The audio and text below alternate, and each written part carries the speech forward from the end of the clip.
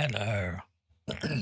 I'm back for another replay review. This time I'm going for a bronze Jamie from Ireland. It should be interesting. First time I think I've done a silver, but not a bronze, so we'll see. It's always good to cover every level. And this fella did give me his code, which is always better than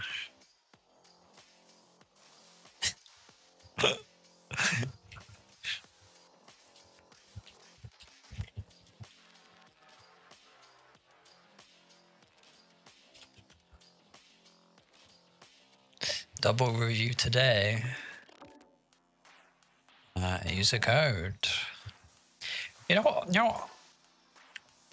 There must be some underlying, like, you know, I was 3000 LP at bronze rank when I started playing, but there has to be some degree of decision making that I still make even at master rank, even though I'm bronze. Okay. Custom rooms, huh? Right.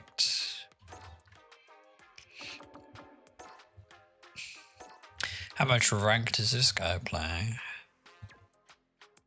Oh, okay. Brand new player. Brand new. Okay. So I can catch all of the mistakes early. Okay. Let's start of this review.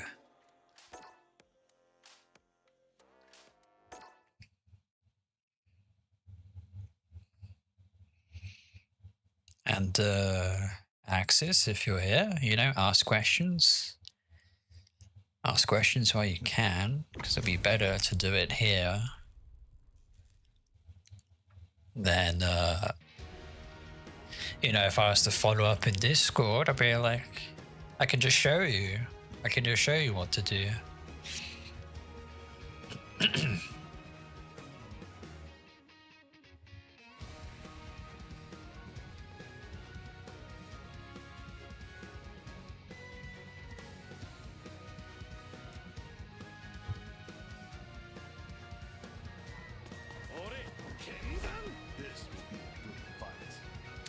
Oh, might be a triple review. I'm very popular today. Okay.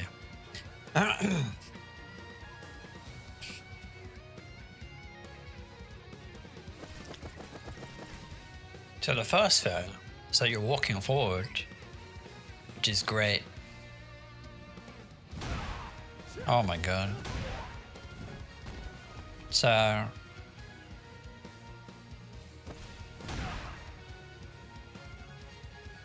you got this big punish counter, but what are you gonna do?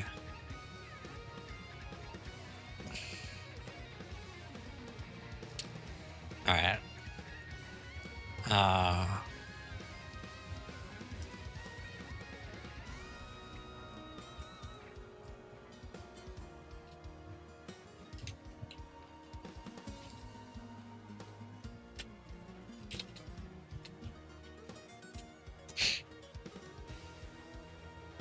Okay, now there's another player who wants a replay review.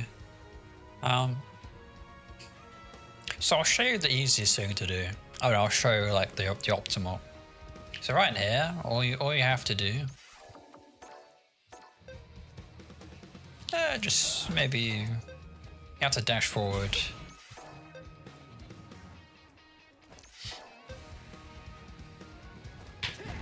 Oh, this might be a bit more trickier. Okay. So you can dash forward, and that will make all of your punish counter combos a lot simpler.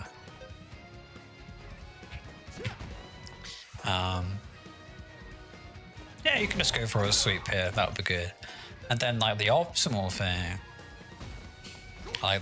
thing, you'd go for the Shen Shao combo, which is this. And the Jamiecoord, including myself, has made guides on the Shen Shao combo.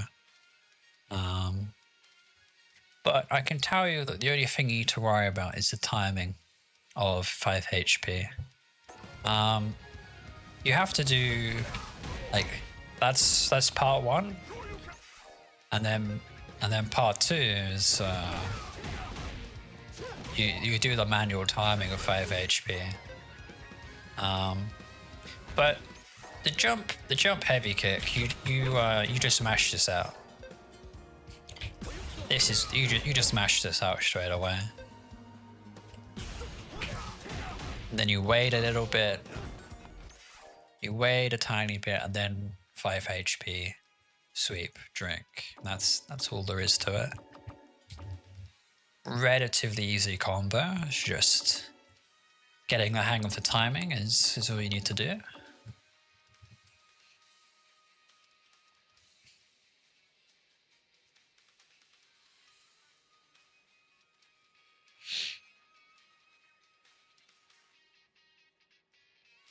So, okay, let's move on.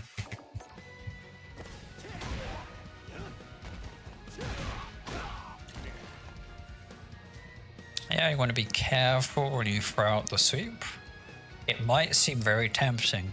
If I sweep the opponent, I'll get a free drink, which is true, but it comes at a cost, which is not. You'll be like, well, you know, basically at higher ranks, you'll be getting punish counted, and you'll be losing 30% of your life every time you sweep. Because they'll just block it and punish counter you, so that's the main risk. You have to be careful. Okay.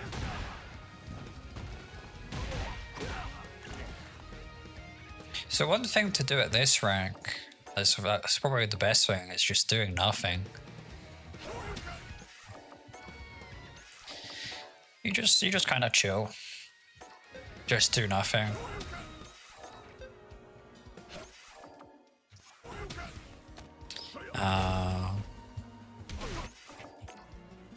You know, because in this position you can just do nothing.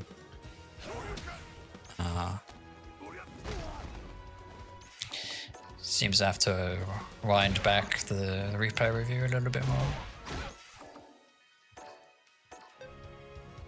You just wait and see what happens, and then you can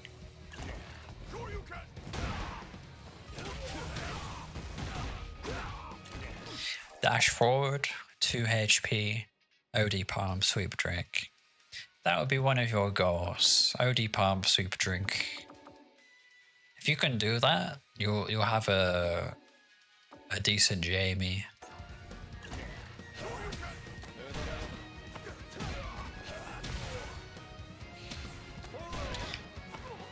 Also, this isn't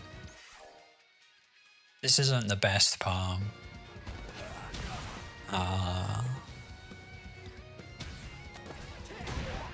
Like, it feels like the opponent can just push a button there and probably stop you. Okay. Random DI. So you get caught here by the DI, and why did that happen? We went for the sweep. Unfortunately, you can't cancel a sweep into DI. So what you should be doing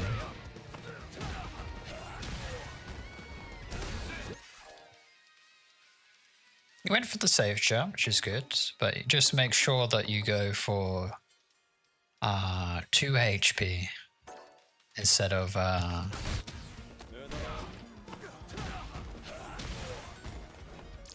and also your jump was a bit late as well, so when this hits, you're plus 42. but you have to jump immediately to get the safe jump. So you have to be what you have to do is hold up. During the heavy palm, you hold up. That's all you have to do. And then when you're in the air, just hold. You just hold down back and 2 HP. It will look something like this. And you can DI back if you need to. It's one of the advantages. Oh, is it credit? That's a name that's hard to pronounce, but I assume this is Axis, so I'll call you Axis for, I guess, ease of use. Yeah, okay. No problem. So you're addicted to sweep and awful at reacting to DI. That's okay, because if you watch my ranked, because I just stream ranked, right? I almost never react to DI, but at my rank, it's like, why would you DI at the highest level? You know, but yeah, it catches me off guard because I don't expect it. I haven't really trained to deal with it. Okay, probably because I commit to other moves too quickly and don't expect DI like ever. Well, that's okay. You're bronze. You're new to the game. You don't know what characters can do. You don't know what the system mechanics are. Like that's fine. I wouldn't beat yourself up about it. But what I would do would be, what could I do to not get hit by DI? And I would probably go into training room and look at the buttons that Jamie has, and you just try and cancel the buttons into drive impact.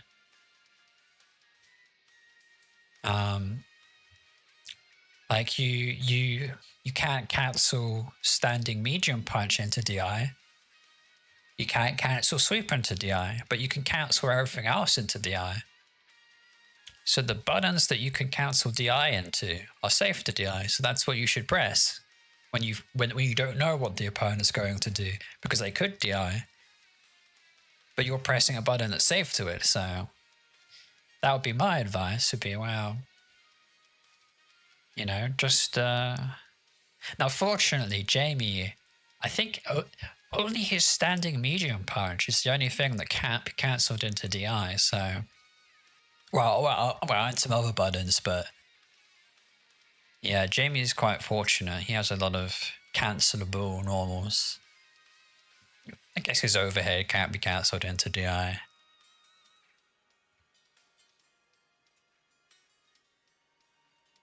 And that's kind of it. Anyway. So, I mean, if you hit a heavy palm, light Bakai, or light arrow kick, you have a safe jump, so you can just jump up in 2 HP. Okay, that's kind of. Do you need to know what a safe jump is at bronze rank? Probably not. Like, people at diamond rank don't even know what a safe jump is. It's kind of crazy. That's fine.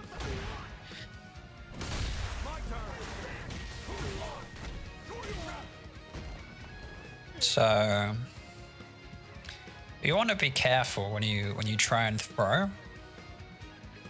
A lot of what Street Fighter 6 is about making your opponent whiff a throw, and you'll lose 60% of your HP for doing that.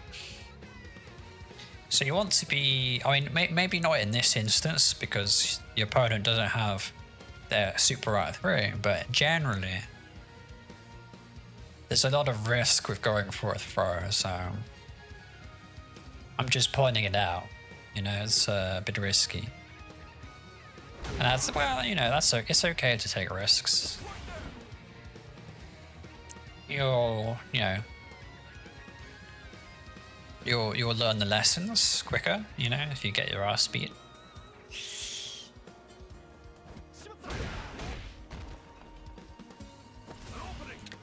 So you've walked back and you've created a lot of space. So all you have to do here is just push a button. Like if you can do this, this would be enough for bronze rank. You know, you just kind of.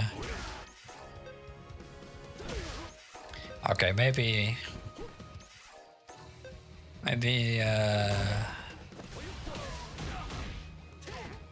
You know, if you get that 5 HK, well, that combo would be your goal. Dash forward, 2 HP heavy palm. You know, I'd be writing this down. That would be what your objective is. To land that combo. Because like with the gold player I reviewed earlier today, they had some issues with recognizing a punish counter situation and having a combo. Because they had no combo. Or they had something that was scaled quite bad. But if you can pick this up early, you won't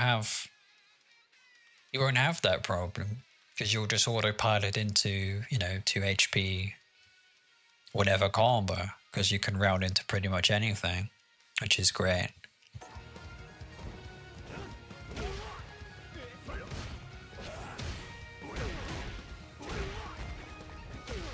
You go for a sweep here. You know, sometimes it can work. For example, you watch the opponent, they walk back a lot. Oh, maybe I'll go for a sweep. Maybe it's worth the risk. But probably, you know, probably not in this situation at this rank, because random balance would be pressed, so I wouldn't rely on it.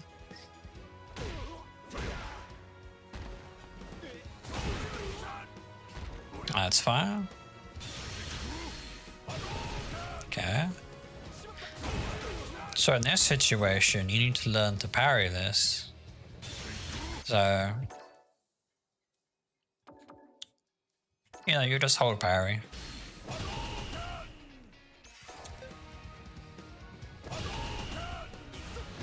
And now that you follow up with a drive rush,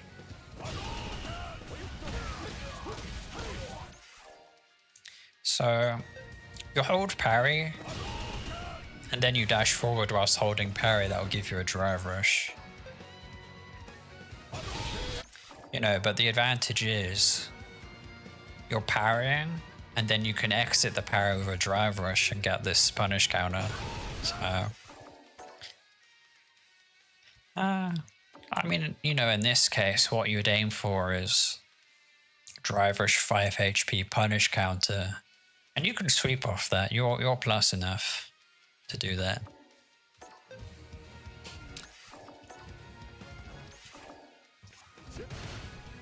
So let's see.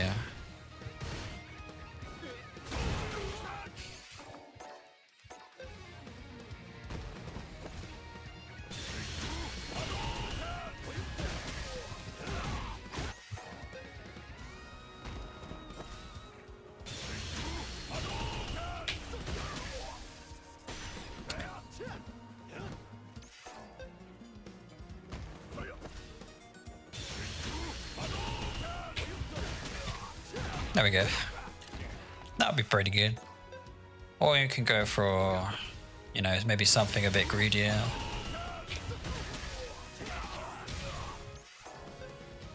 Also, just burning out the opponent as well would be good. This will be very good as well. Burning out the opponent is one of the core things you need to do in this game. And if you time your offense with pushing the opponent into the corner and burning them out, now would be the time to pressure the opponent, you know, and safe jump them, and you'll be doing that in the corner basically as much as you can. I mean, you can also just walk up in 5 HP, 2 LP, and loop those two things exactly, and the person in burnout will have a very hard time of dealing with that. And you'll be surprised how effective it is.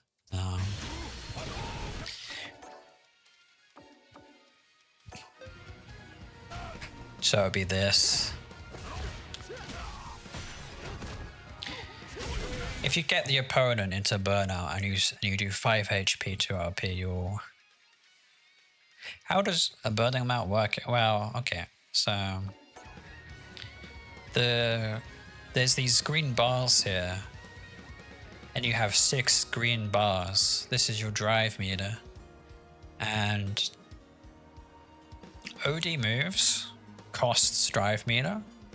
Drive rushing costs drive meter. Using DI costs a drive meter.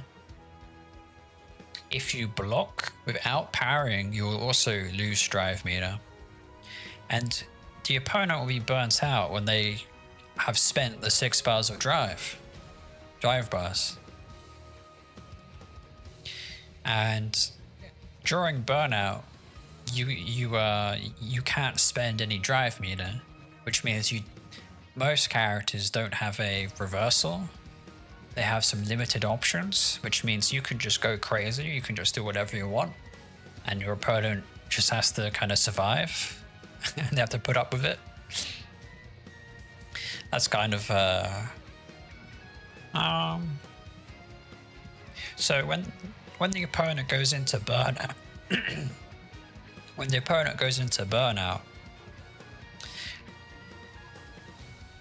they have a set amount of time where they're in burnout recovery, and then that's the time to like you can go for a stun. You can stun them if you drive impact them in the corner, or you can just push buttons, you know, because if you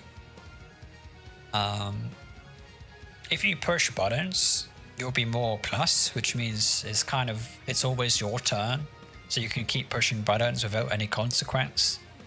So it's a very advantageous position to be in.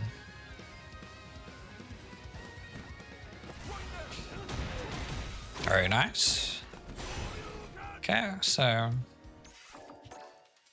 you'll notice at this rank you'll see a lot of whiffed reversals. Just make sure you punish it.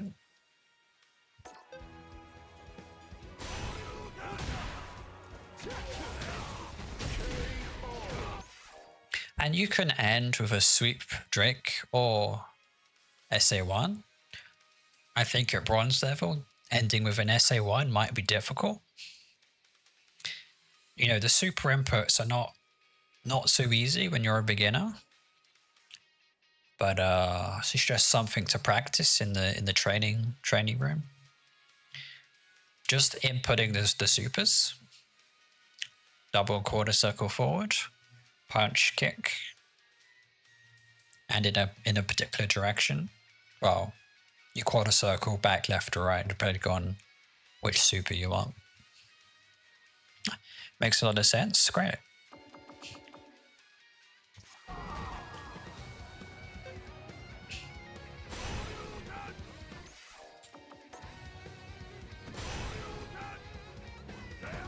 Okay, so you see how you're like, what do I do here? 9 times out of 10, all you have to do is just oh,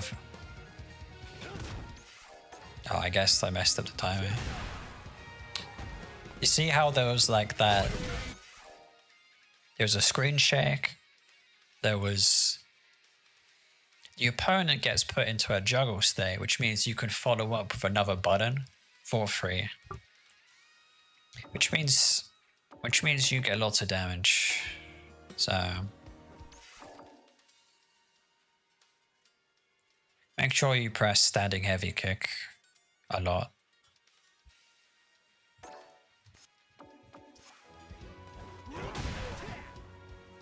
So one thing to know is that if you jump a lot, at some point your opponent will add to air your jump. And it'll be quite risky to jump in, so don't make jumping a habit. Make sure you stay on the ground and Only jump at the opponent if you have a good reason to. I'm going to dodge a fireball, for example.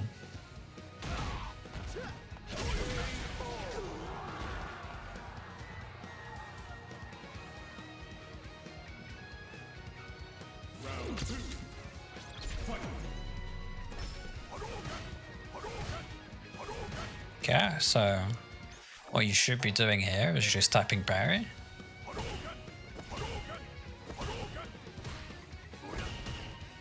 You know, then when you get close, you want to be pressing 5 MP.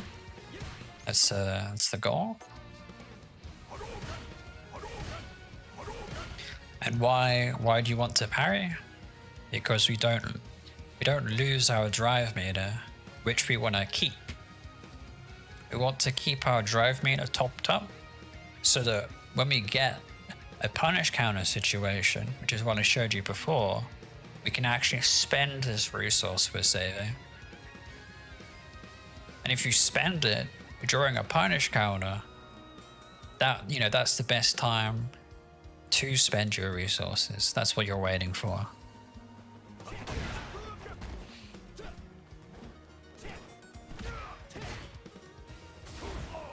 Ooh. So this will happen, and then the opponent whiffs a big button like this. You should be ready to just... This is your goal. I would say, next few games, try and punish counter the opponent with standing heavy kick. And just get into the habit of doing it as much as you can. Like, don't even think about combos at this level. But just be aware that if I press standing heavy kick, I'll get this juggle. And if you want to go into the training room and practice the follow-up combos, then do that as well. But go at your own pace. I'd say it's not.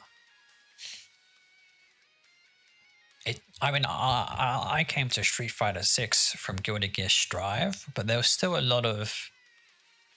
there's just a lot of things the game doesn't teach you, and you have to build yourself up slowly. So, and that's kind of what the replay reviews are for, just to help people skip that learning stage. Oh, so you can input a super. Good. You're already silver level. Okay. Fireball. Fireball. Oh, he's not throwing a fireball, and I'm full screen. Guess I'll drink. That's what you need to look out for when you're full screen of Jamie. When is the opponent giving me the space for me to take a swig to level up my character?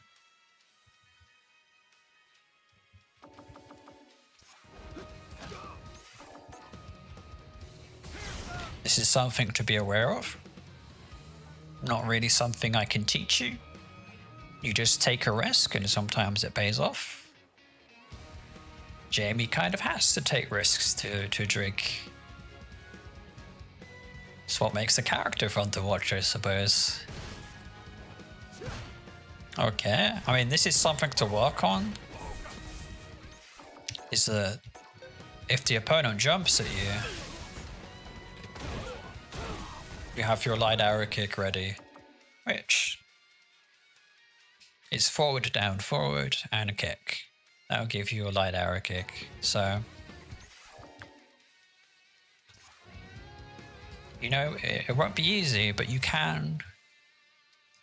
In the training room, there is some built-in recordings called anti-air practice. If you select that, the dummy will just start jumping at you, and you can practice your anti-airs straight away. And it will take a bit of practice. You have to be at the right distance from the opponent. You have to input the stuff at the right timing. When you get the hang of it, it's not too bad. It's very easy. And if the opponent can't jump at you, they've already lost 50% of their life, pretty much, at bronze rank. Well, bronze, silver, gold rank. Doing Dragon Punch is hard? Yeah. Everyone struggles with it, for sure. Just something you're gonna have to practice. The more you practice, you know, you'll get the hang of it. There are shortcuts. There are different ways of inputting. So you can, you can do your research. It's not. I'm on a keyboard, so it's actually extremely easy for me. But for other controller types, there's different ways of inputting Dragon Punches. But you will need to get good at anti-airing with light arrow kick to be good at Jamie. That's a requirement. Have to be able to do it. Otherwise you won't get very far. You just get rewarded too much for a jump in, like 30-40% combos. It's scary to get jumped in on. But if you can anti-air, wow, the opponent can't get that easy source of damage.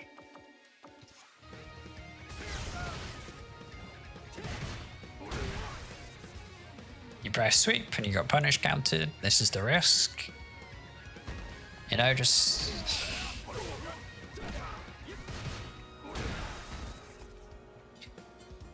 This will happen a lot at low ranks, where all you have to do is do nothing and then wait for them to jump.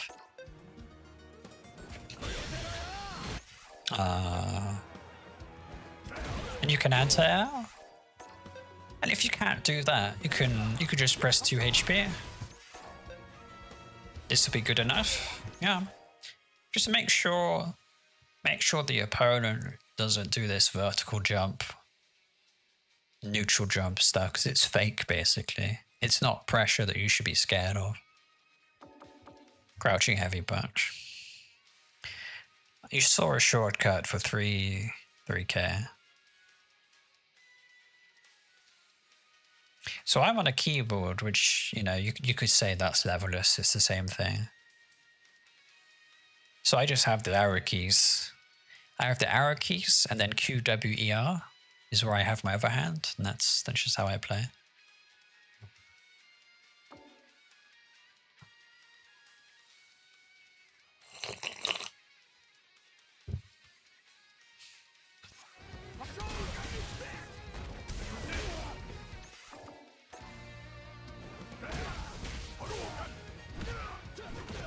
Alright, pushing buttons.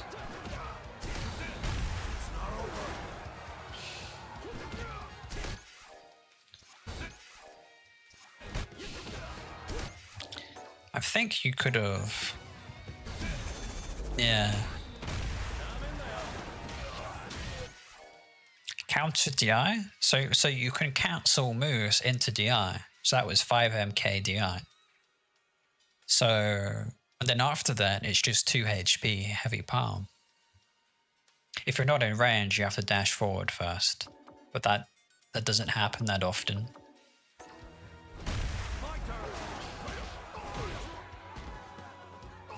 Okay. You want to be, again, look. The opponent is throwing out a highly committal button. Oh, Jesus. So you want to try and whiff punish this like that.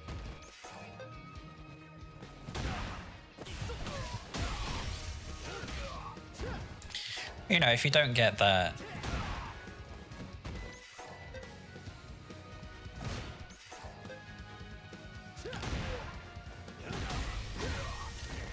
this will be good enough.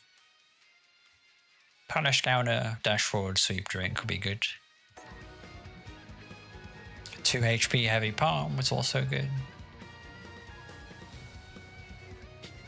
Just being aware of these big opportunities will be important. But I'm not, maybe not the best advice for bronze rank. there'd be a lot of stuff to tell you about, right? It's not like I could just I can't really dumb it down for you. There's just too much going on in Street Fighter 6 at any given moment in time that you need to be aware of, which is, you know, it's annoying.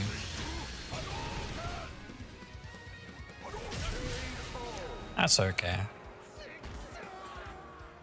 Dealing with fireballs is gonna be quite frustrating.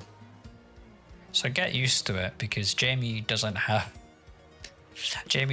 an anti-fireball move until he gets 2 drink levels in. You know? 2 swigs of herbal tea before fireballs are not an issue. Which is not great. It's quite scary, actually.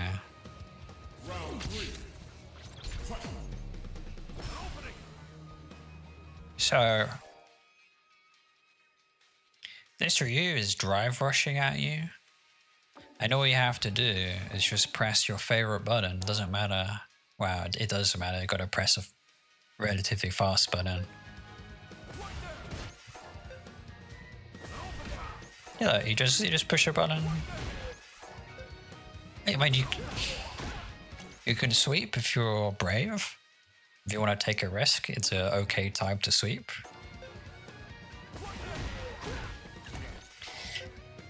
Slightly better option is to do this, but this is very hard.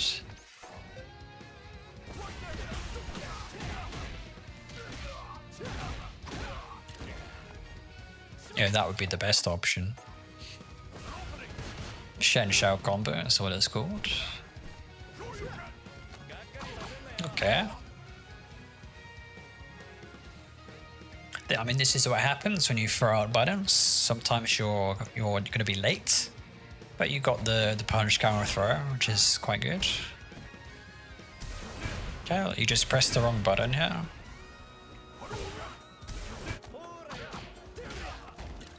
You blocked the sweep, and it's the same, you know.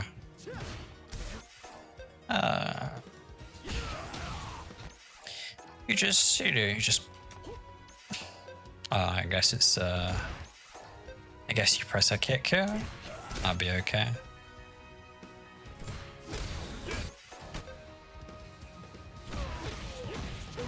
Something like that would be fine. Oh, yeah. Doing less is more in Street Fighter 6.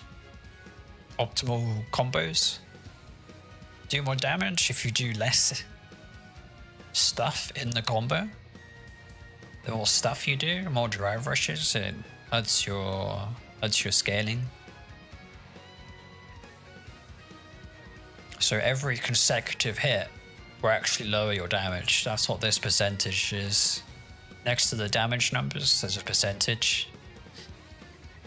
It's not 100% damage, so you know, over time, each hit in your combo will do less damage. So the order in which you press buttons is done in a certain way to reduce this number as minimally as possible. But if you drive rush and use Jamie's 5 LP target combo, you'll go down to like 20% scaling and you'll do no damage. So be careful of that. That's just something to know about. Yeah, that's why I'm telling you to do 2 HP heavy palm, and that's it. Because that will do a lot of damage in 2 moves. That's all you need to do at this rank, really.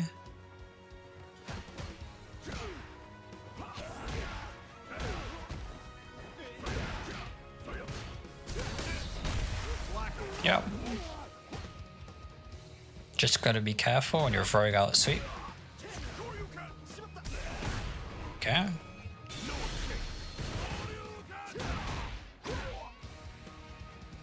I mean, that's fine. But, you know, it would be better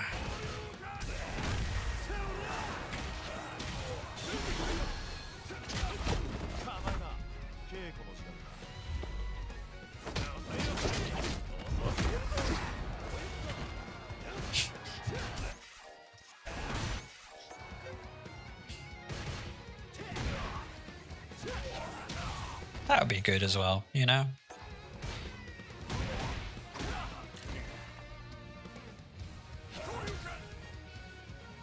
You know, you could press 5HK there as well, so...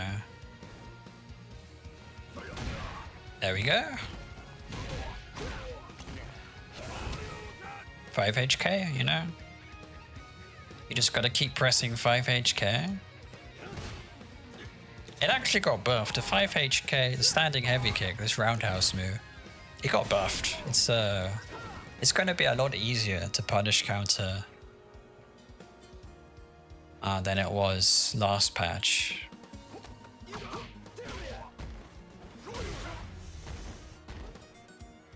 Just do nothing here? That's all you have to do? You don't have a reason to jump here, is what I'm saying. If you don't have a good reason to jump, don't jump.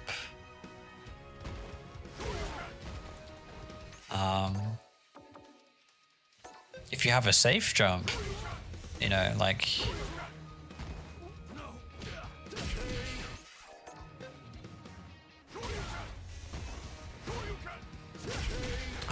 wow. Ending a combo in heavy palm would leave you at plus 42, which means you can jump afterwards. I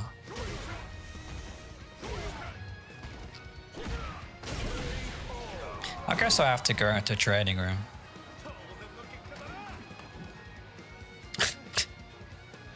Oh.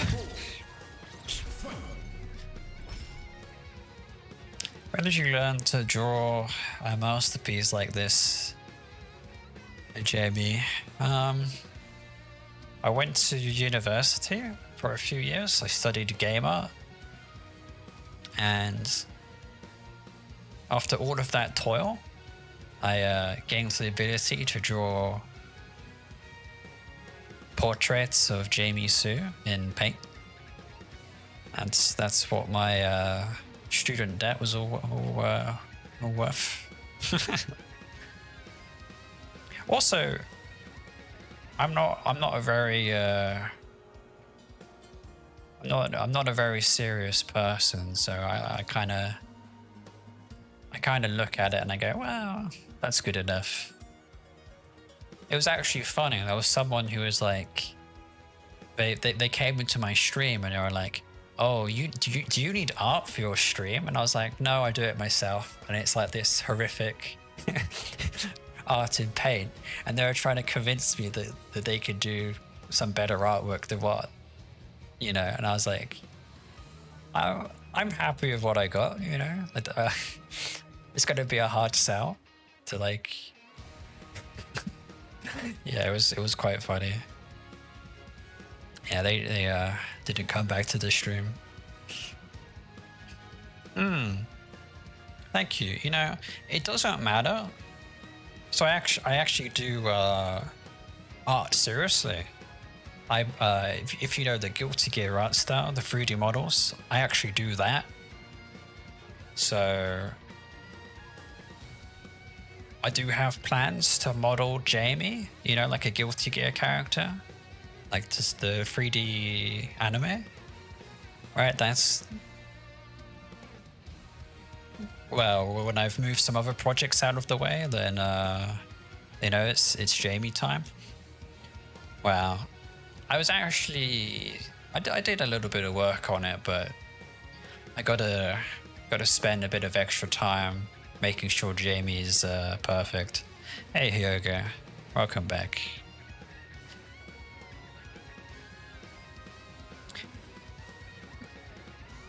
I wouldn't say inferior art. I would actually genuinely try. You know, I do want a job in the games industry, but I got fucked over pretty hard by COVID and AI. But you know, that's why I'm streaming.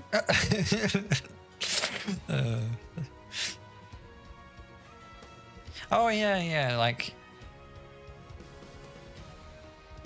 so that's the fun part, is that as you're, you know, as you're doing the shitty art and paint, you can add small things like that, and it, yeah, I'm glad you appreciate it.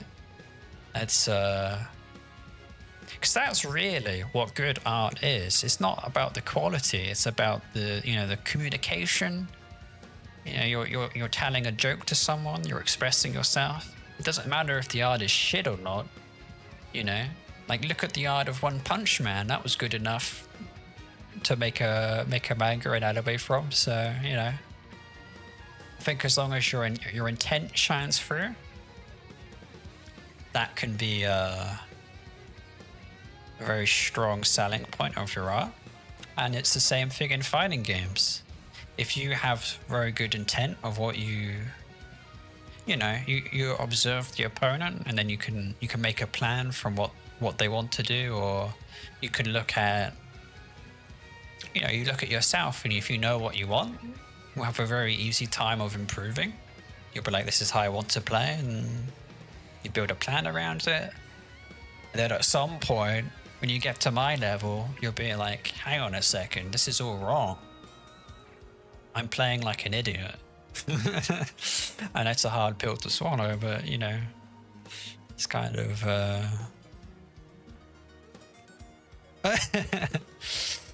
yeah, +7 is my favorite number. That's the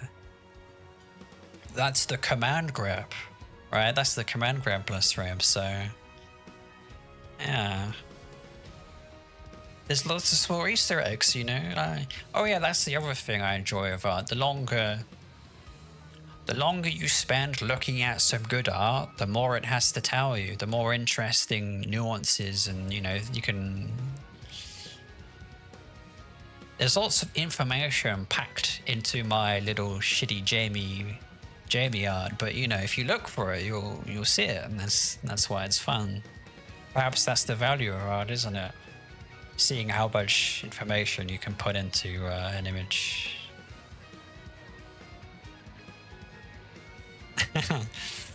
I don't have any katakana in.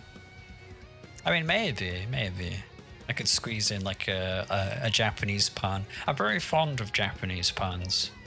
They'd be quite good, quite funny. Like the wordplay is,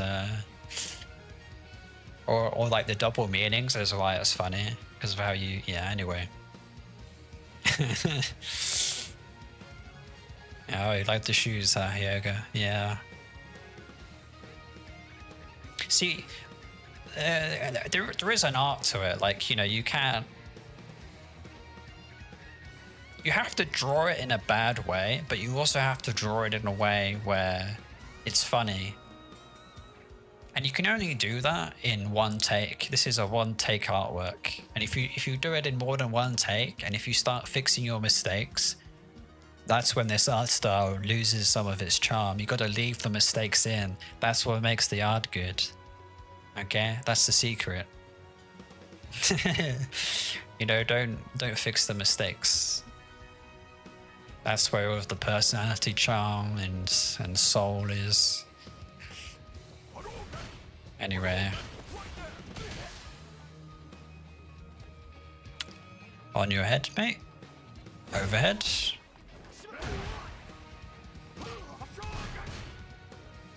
Be very careful when you throw. You don't want to get punish counted.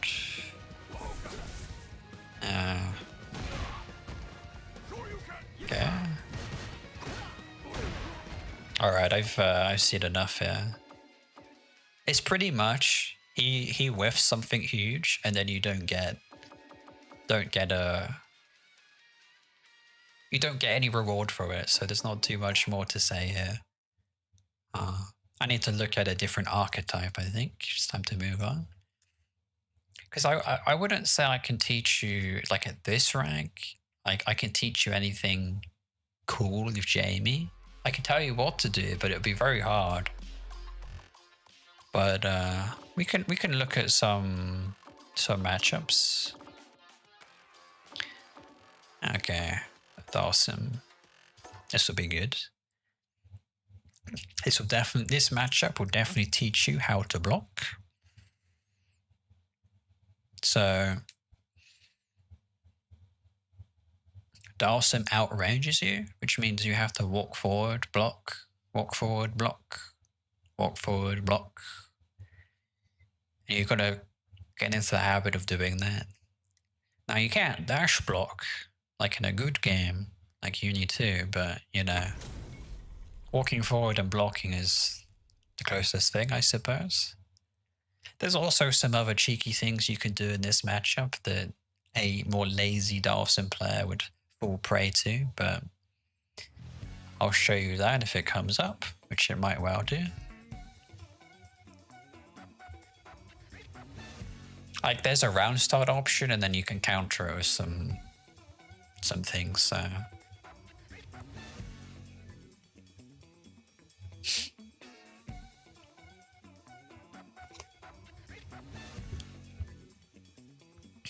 So I would look to prefer block over parry this time, so.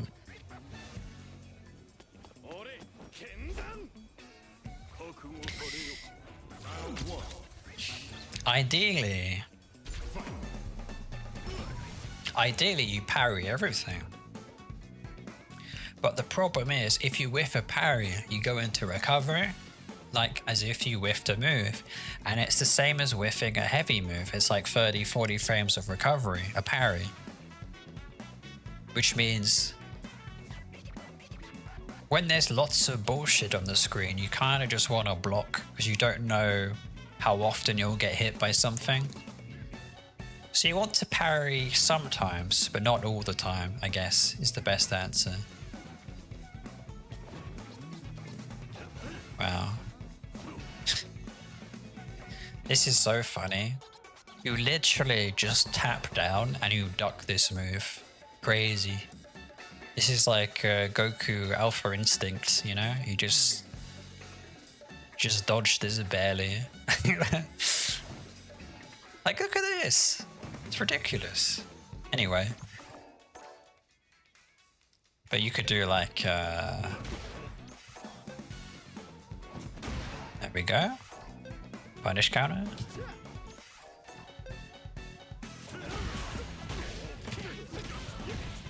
That would be the ideal situation.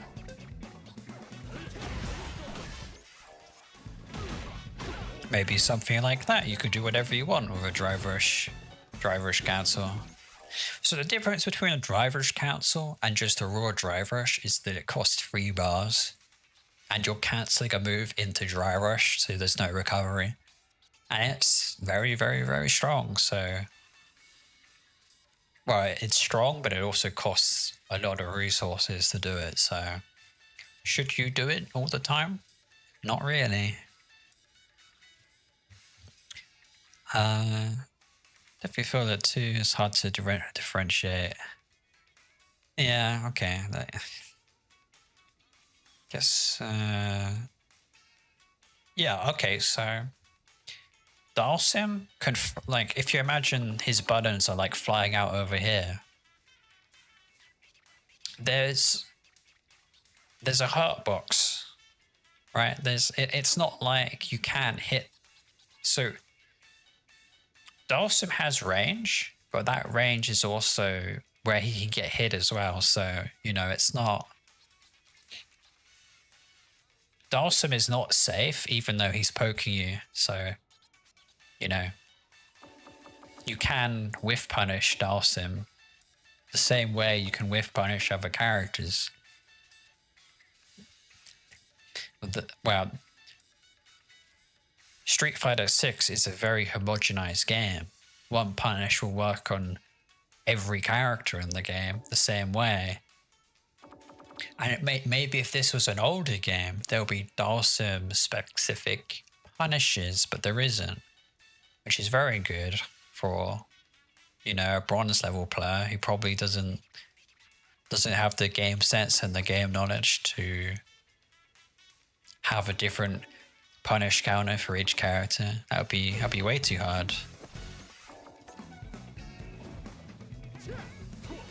Okay. So this would be a very good matchup.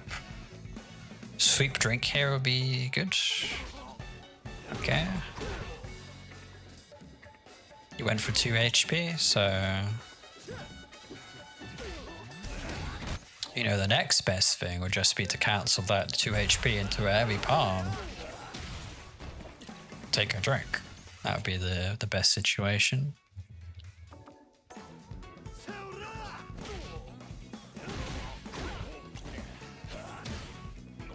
Oh, shimmy by accident.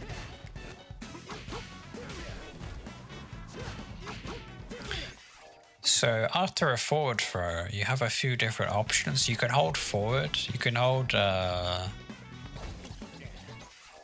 So if you hold forward and throw, you will get a drink, which is a throw drink, which is very, very good. So here's the other bit of good advice. You can sweep drink, right? Which comes with a lot of risk. Or you can throw drink the opponent, which has little to no risk. Because it's actually more risky for the opponent to tech the throw in a situation where they want to get thrown. So, you know, you will have a lot more opportunity to throw the opponent than you will to sweep them. And that would be another thing I would say, you know, try and find ways to throw the opponent. Maybe it's you drive rush in and throw them. Maybe you drive rush 2RP throw. Throwing the opponent as much as you can. Well, first of all, getting thrown is very annoying. Because it kind of forces the opponent to make a decision that's not blocking. But in general, the more you throw, the better off you'll be. Keep that in mind. Now, after a forward throw, you can just dash forward and throw again.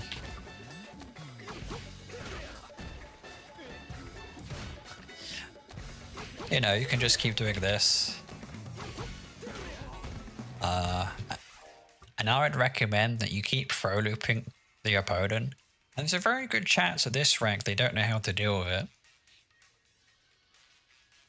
You would deal with it by throw teching, back dashing, jumping, or using a reversal that's invincible. One of those options. But throw looping is no risk for you, and all of the risk is on the opponent to choose an option. So make sure you throw loop the opponent. That's quite essential in Street Fighter 6. Judo time, you know, that's what they called it in Japan.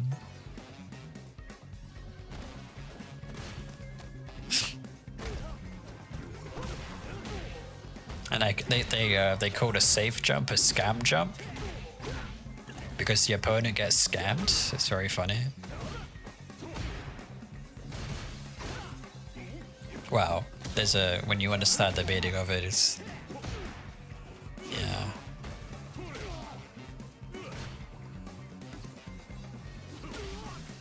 So you know, you're just like, this is Dawson's doing random stuff, so just kind of.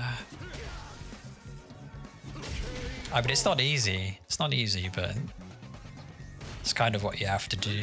Which your yeah, that's fine.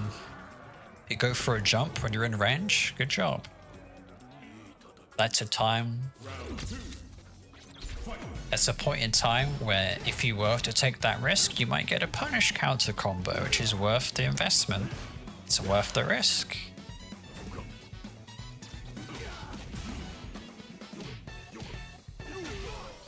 I mean, you also probably want to use moves that cancel into other moves. That's another big thing as well. So like cancelling into Rekka, into Palm, stuff like that. You know, so like when you're close enough, when you're you know, do stuff like this.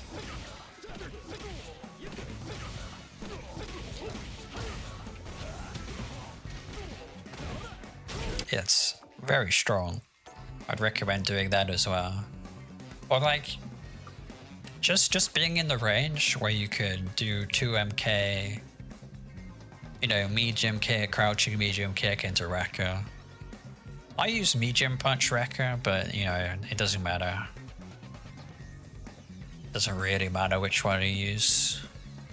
Light Rekka doesn't have a gap sometimes, which is useful when you just want to do chip damage to the opponent's drive.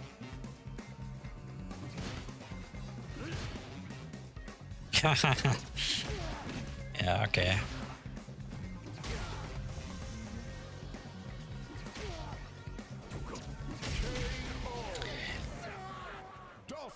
Okay, so you know the Dawson match. You know, it's purely a test of your patience because the Dawson player's defense is probably dog shit, and it'll be dog shit all the way up until like Ultimate Master. To be honest, Dawson players have bad defense, partly because of the character and partly because they're only weirdos play Dawson.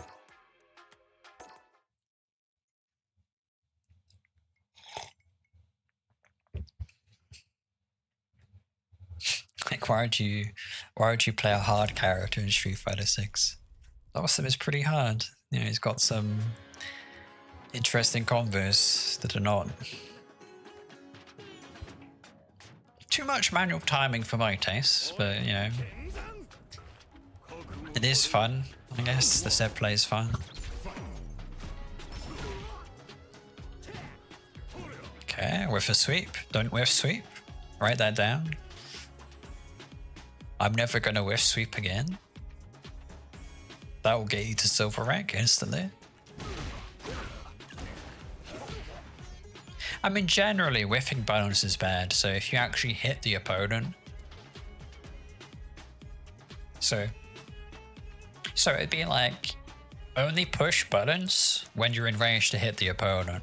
If you just push buttons, getting whiff punished is quite likely, which is something to avoid. You shouldn't be dashing here, this is a mistake. Because if you're dashing, you can't block. And then this Dawson player throws out a button, you get hit.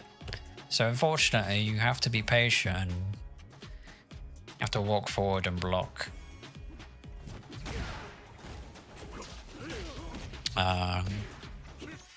If you see the teleport, you can press 5 LP.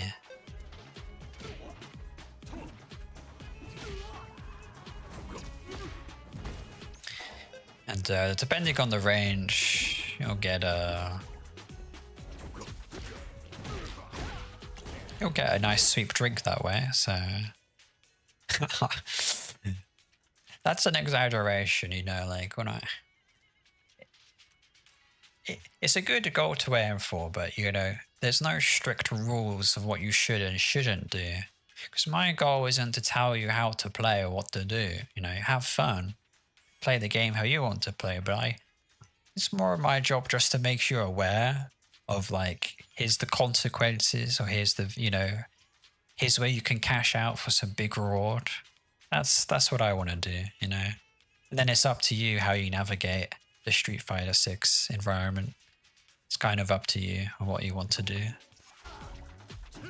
Because then some replay reviews, I'm not replaying someone of my rank, they're like Ultimate Master. And I can only pick out the niche bits of knowledge that I know that will help them. But, you know, like overall, it's more, you know, I can't strictly give them advice because it's not good. Like, what do I know? I'm just a Master Rank player. Hard stuck Master Rank, low Master Rank player. Yeah, it's a bit yikes. It's been a year of Street Fighter and I'm still stuck in Master Rank, so...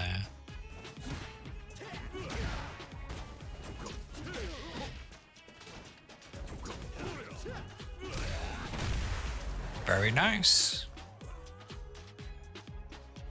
But how do you follow up?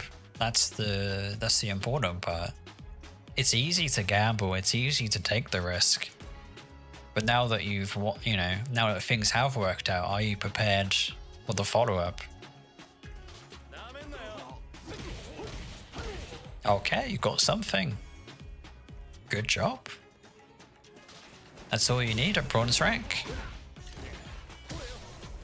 Just do whatever you want as long as you're doing something on a punish counter. That'll be the goal. Okay. This is good.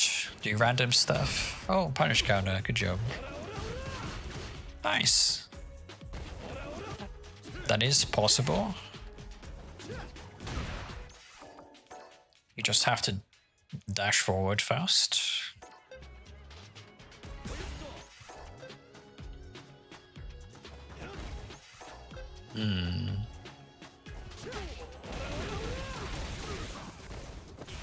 I'd recommend doing drive rush 2 HP after that. Yeah, heavy back eye, then you dash forward, drive rush 2 HP. Highly recommend that. You know, this is fine. The attempt is a good sign. Not doing anything and doing nothing is, you know, bad.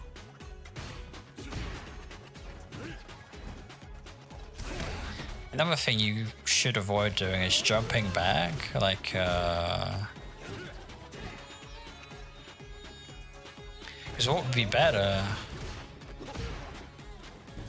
So what would be ideal is that you just do a vertical jump, you know?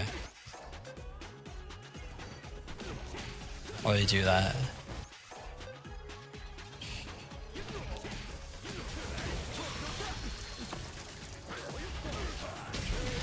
So you don't get rewarded if you back jump. You're out of range of the opponent, so. And especially against zoners who are pushing you away from them. You need to stick to a zoner as close as you can. Because if you play the game at this range, you know, back here, this is where Dawson wants to keep you. He doesn't want you here. This is where he gets his ass beat. He wants you over here in the corner of the screen. So I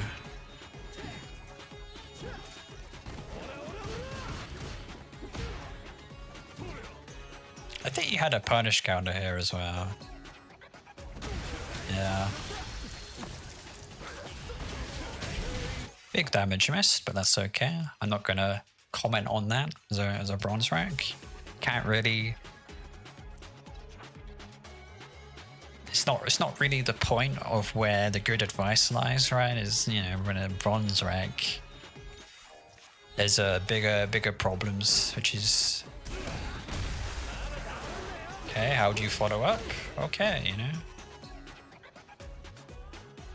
It would be good if you had the awareness, which was I'm near the corner, so I need to change my combo. And then what combo do you do? Well, you just OD palm sweep drink. And then you get a throw, and that throw is kind of free. And then you can start throw looping the opponent off of that throw after the soup drink.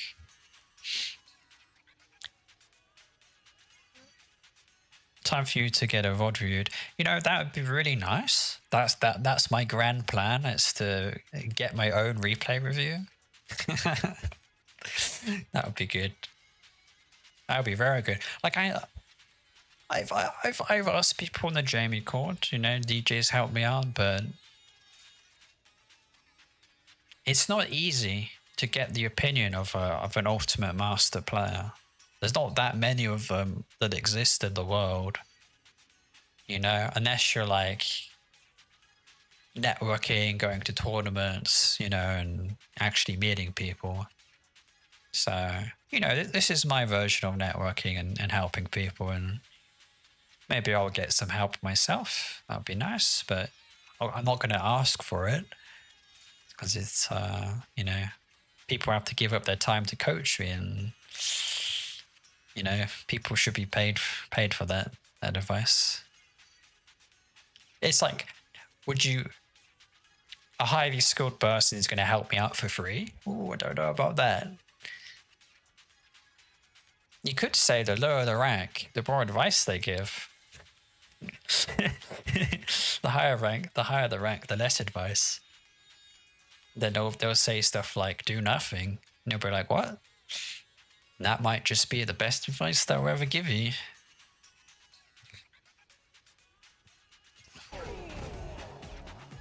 I also like the Dawson's music as well. Dawson's music is great. Okay. So, OD Palm Soup Drink. OD Palm level 1. Like your other good option.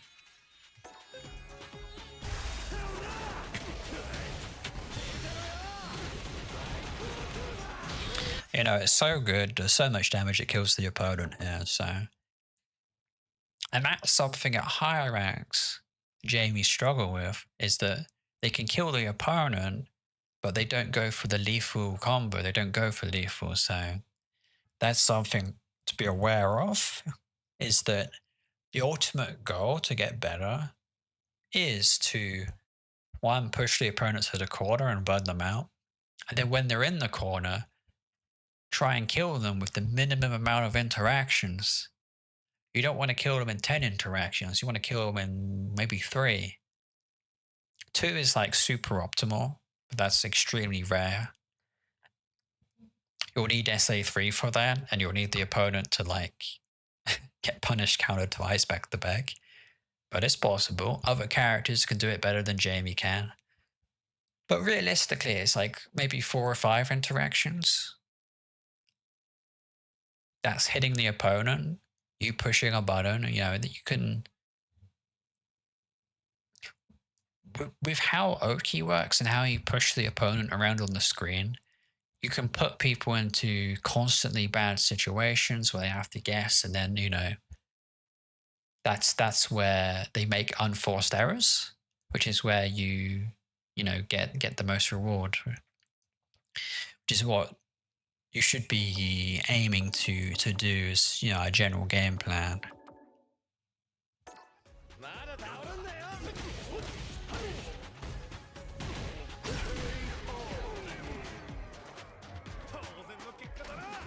That's right. So you, yeah, you're against Dalsim.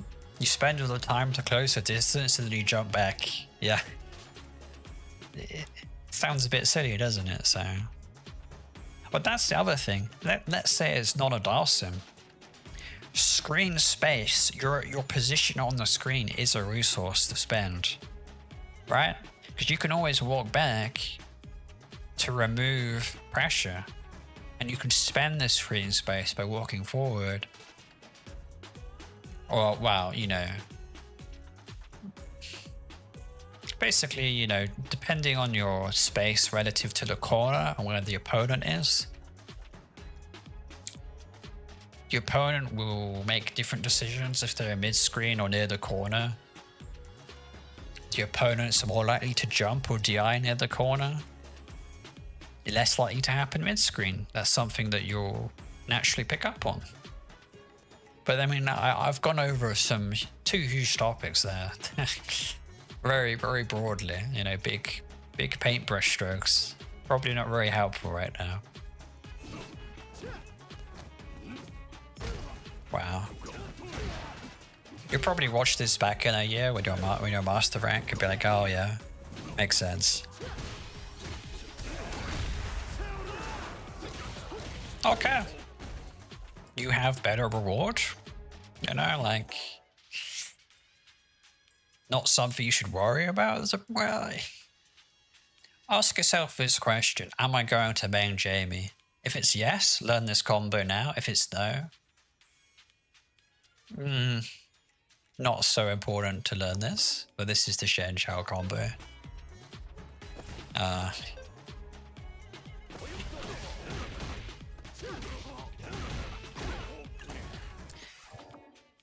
Corner carry gives you a drink. Only spends on borrowed drive is, yeah, very strong. There's a few guides on it, so I won't go into details. It's just the timing on the 5 HP, just landing every punch, that's the hard part. You love Jamie, okay. Good answer. We all love Jamie here. Jamie's the best character, am I right?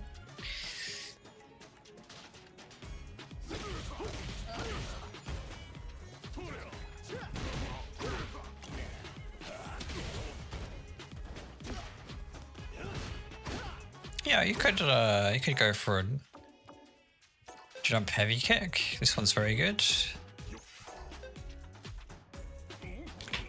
you know, you do like this. Because if this hits in the air, you can sweep drink, so.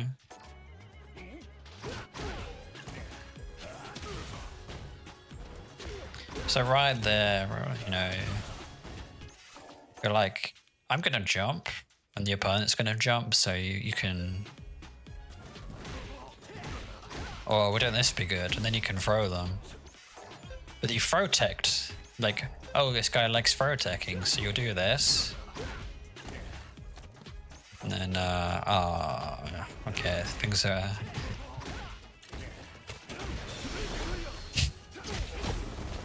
This is full HP after the throw, because you can't walk back out of throw range. Oh, I fucked it up. It'd be OD palm there, or driverish. Anyway. I mean, these are the things you'll start to think about, right? It'll be, I know this guy wants to throw, so then you'll get a punish counter combo. Oh, very nice. So after OD Wrecker, you can do a few things. You can dash forward overheads. Dash forward 5 HP. Yeah, sometimes a palm. That's better in the corner. Ooh.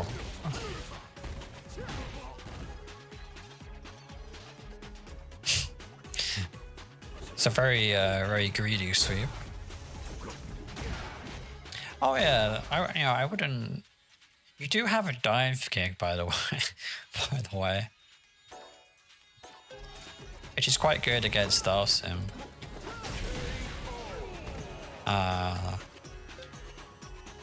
So it's forward jump, quarter circle back kick, and you can do an instant dive kick by doing the quarter circle back first, then jump, then holding up forward and kick, which is kind of the cheat input to do it fast. The main advantage of that is that you can dive kick one frame off the ground, which is can be useful sometimes, but not that important. But that is one of the harder things, doing instant dive kick. And also, if a driverish happens, your inputs will get eaten, so then you won't even get the jump, and you'll just command grab randomly, which you didn't do on purpose, but because the opponent drive rushed, it messed up your inputs, which is kind of a problem with this game. But which is perhaps why, you know, if I do a random drive rush, it might force the Jamie to, you know, command grab randomly. That is a genuine thing you could do. Oh, that's funny. Only if they're spamming dive kick. That's, you know, anyway. If this Dalsim is throwing out fireballs, you could consider dive kick. It's good. It's also very strong in the corner, because dive kick will scoop people out of the air. But the downside to dive kick is that the opponents can scoop you out of the air. You know, it's like a double-edged sword. Like, it's very good. It's also easy to get counter hit and stuffed out. So, you know, it's kind of like throwing out a sweep, but it's not that risk. I mean, there is risks to it. It's like medium risk. Medium risk move.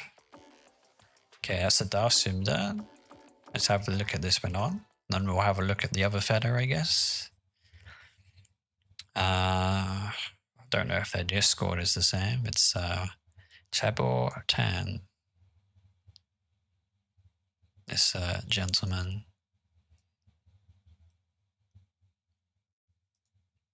It looks like their CFN does match up. So. And there was a girl as well. I think I saw a girl one of these matches, so I'll have a look at that. I don't know. I just want, well, I guess that Ryu match was good. You know, to showcase what to do when a fireball, there's a fireball spam. 3 drinks? Okay, you know what the command grab is?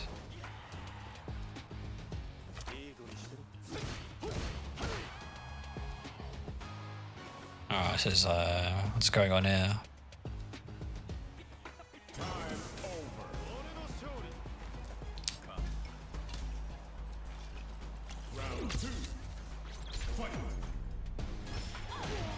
Oh, okay, he was giving you a free round. Okay.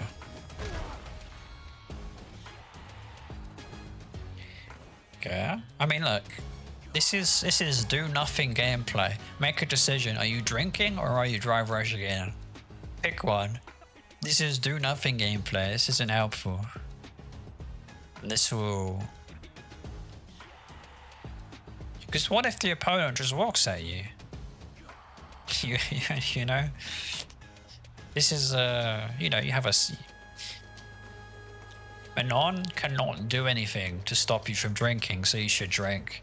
Because leveling up for free is always going to be better than leveling up at the risk of getting hit yourself.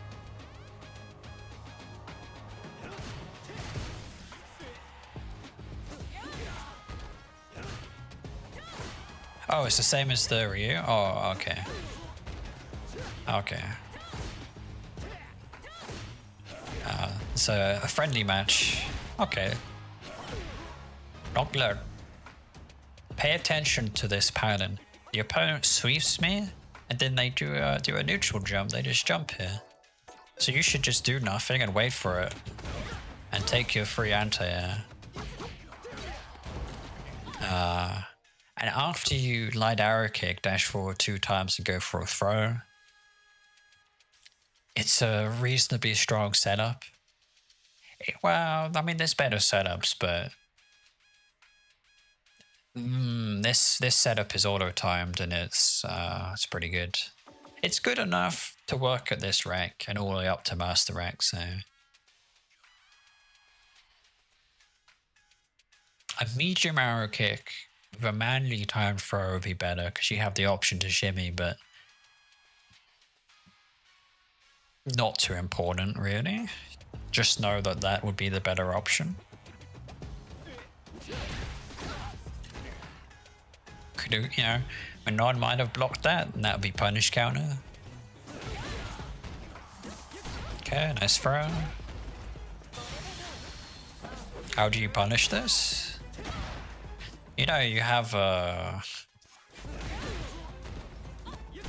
one thing to know. If you this is a bit cheeky, but you can get 2 drinks. You can get 2 drinks in here.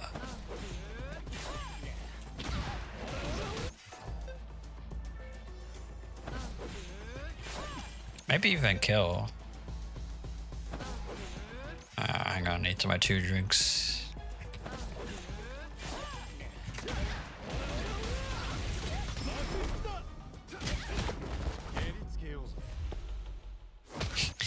Oh, this is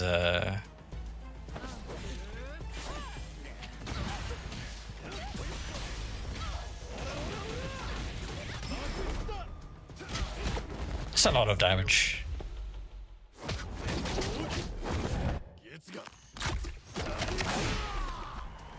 Not quite 7,000, but this is about as good as it gets for Jamie. I mean, you know, you just 5H, you know, 5HK super drink, 5HK Shen Shell combo, dash forward 2 HP every palm. You know, all those options will be good.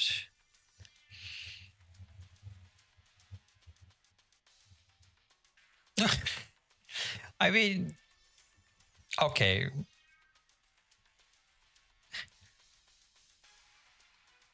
You know, 60% is definitely more than you think it is. It's like where this health bar is right now, so yeah.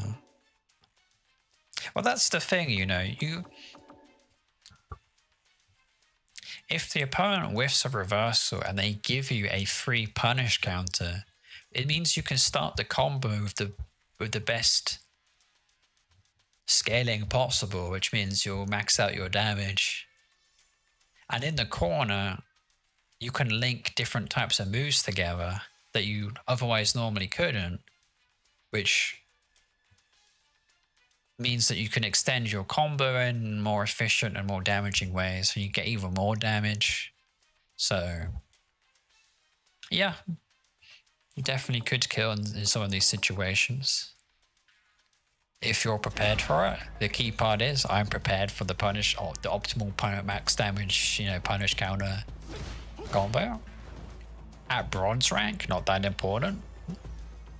I would say if you recognize the situation, that's good enough.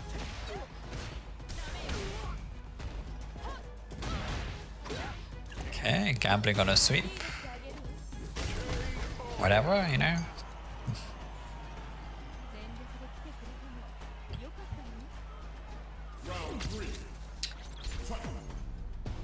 Yeah. You do need 4 levels of drink to get 7,000 damage. And some very... I mean, sometimes it's a character-specific combo, and other times it's like... you need to be at critical art and... very situational. You kind of have to force it to happen and plan around it, which... it's probably not going to happen at bronze rank.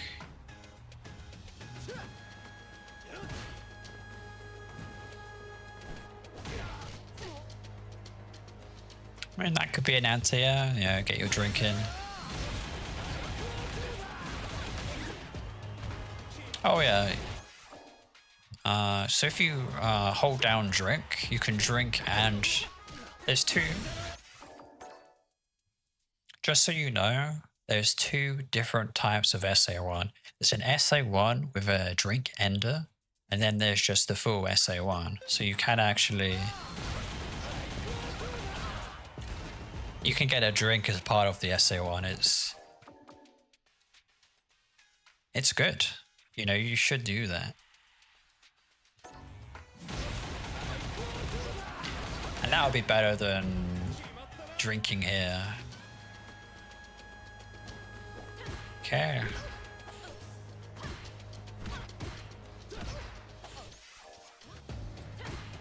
Oh yeah, here's another thing, Command grab, get swift.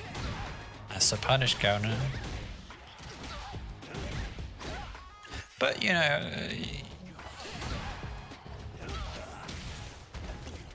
that would be good, if you get that combo. The Shan Shao combo is like it's like a stretch goal. I wouldn't expect you to hit the Shen Shao combo. But if you did, and you were committed to learning Jamie as your main, that would be the better option to go for. But it would take some training and practice, don't get me wrong.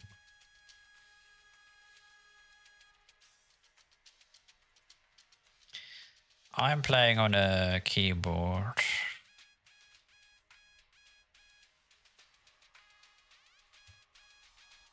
Yeah. And if I was to have like a hitbox, I would have to lay it out in the same way as my keyboard. Because I don't want to, go through there's a bit of pain involved when you play like complete dog shit because you're on a new controller input system. I don't want to go through that. I mean, at some point I might do, just for fun. And building your own hitbox is a fun side project. That would be anyway. I will remain on keyboard for probably a long time.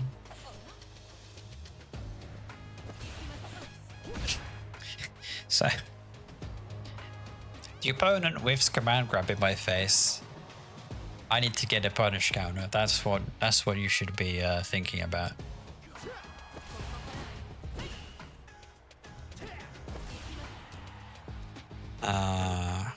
And you could be like, oh, the opponent is going green. Guess I'll press a button. That would be amazing if you could do that.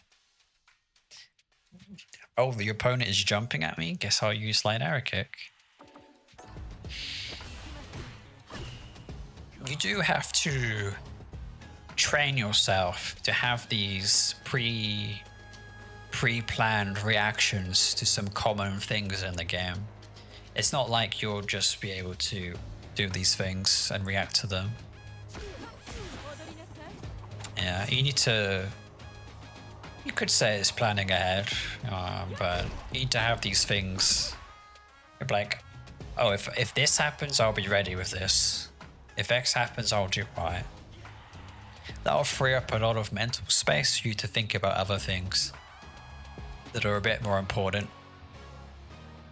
Like, what's my current drink level? How much HP does the opponent have left? Will the next interaction kill the opponent if I spend everything? If I spend all my resources?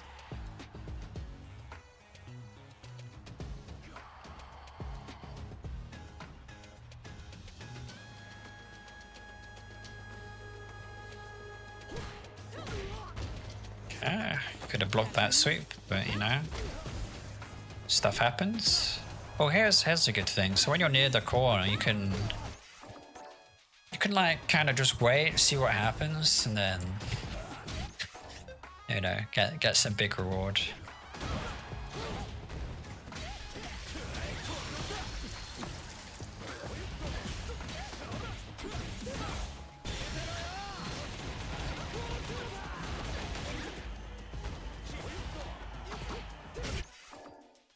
I mean, maybe it's not that exact routing. It's quite a hard combo, but walking forward, using light arrow kick and getting a safe jump will be...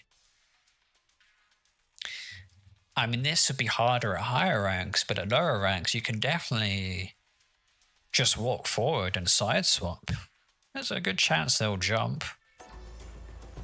So you can use that against them, get a side swap.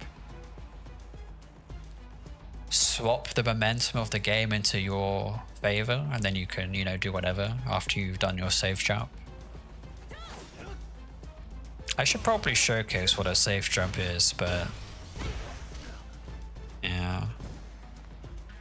Guess I'll do that after this Banan match.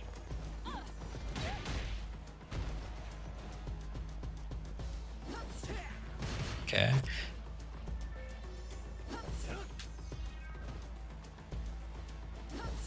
So you do a random jump here, and then you give up this opportunity.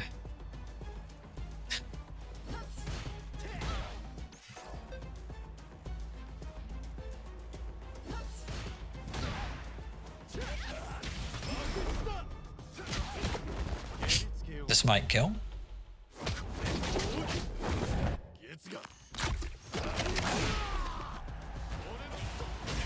Well, you know. There's some opportunity cost of each move you do, and lower ranked players will just be throwing out these punish counter situations every few seconds, so kind of just have to do nothing, let them make the huge mistakes, have some kind of punish counter combo ready. Doesn't have to be a good one, just has to be something, you know, and you'll start winning games very quickly.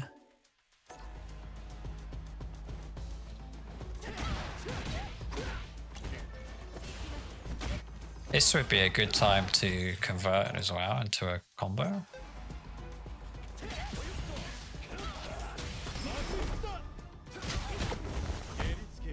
Could probably get a bit more actually.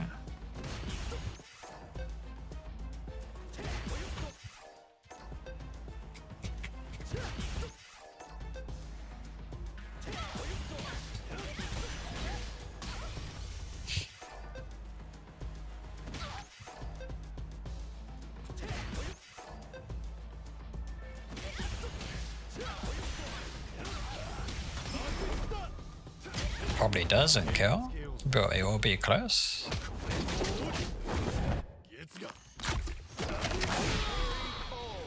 There you go, you know, that's something to look out for.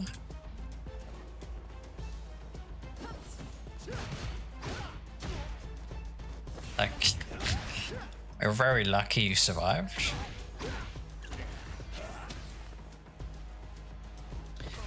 It's another important... You know, you're like in the corner. Just walk back, see if they jump. If they don't jump, they're still in the corner, which is good for you, right? But if they jump, you can answer, yeah. But if you 5 HK, if you walk forward, they might jump out of the corner, so it's more scary for the opponent to see you walking back than it is for you to walk forward. Because there's more risk for you to mess up if you walk forward than there is for you to walk back and do nothing. So just be patient here when you've got the opponent in the corner and they have to guess. Yeah, just see what happens. See if they jump. Okay, that's fine. Okay. You sweep, it got blocked, and you died. So that's kind of how it goes.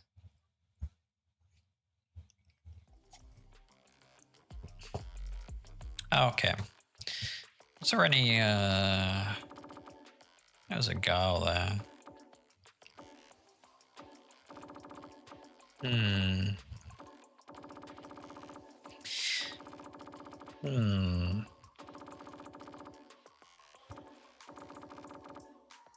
Okay, so to summarize,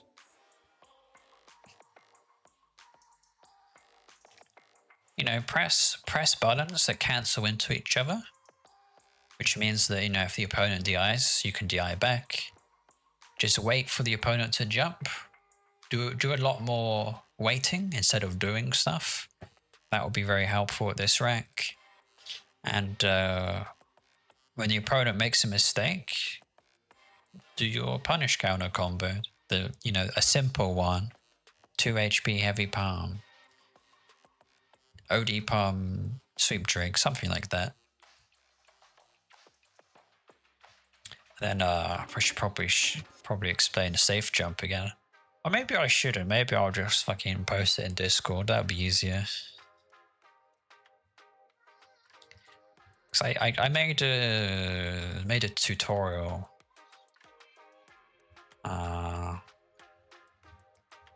I have lots of different recordings on my computer of different stuff. Different Jamie setups. I'll find the safe jump one. It's...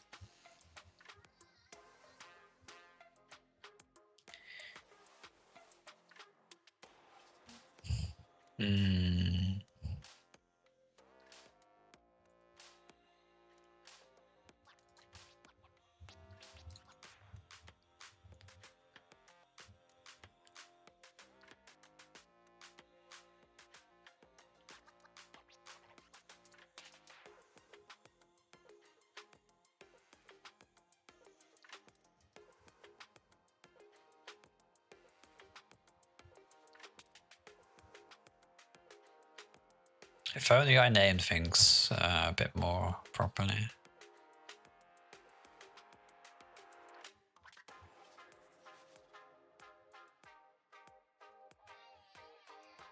Here it is.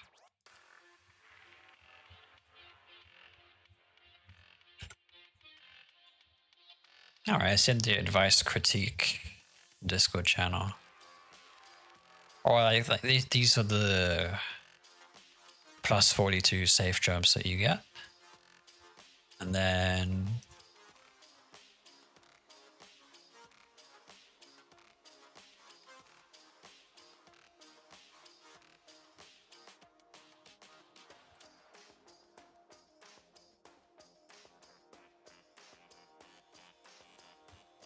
it'll be this.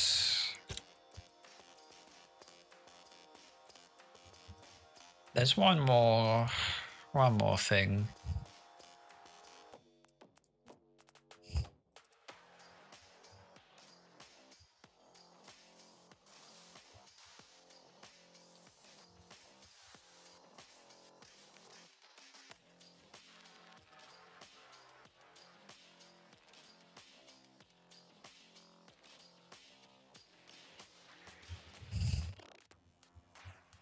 posted this a while ago for someone else.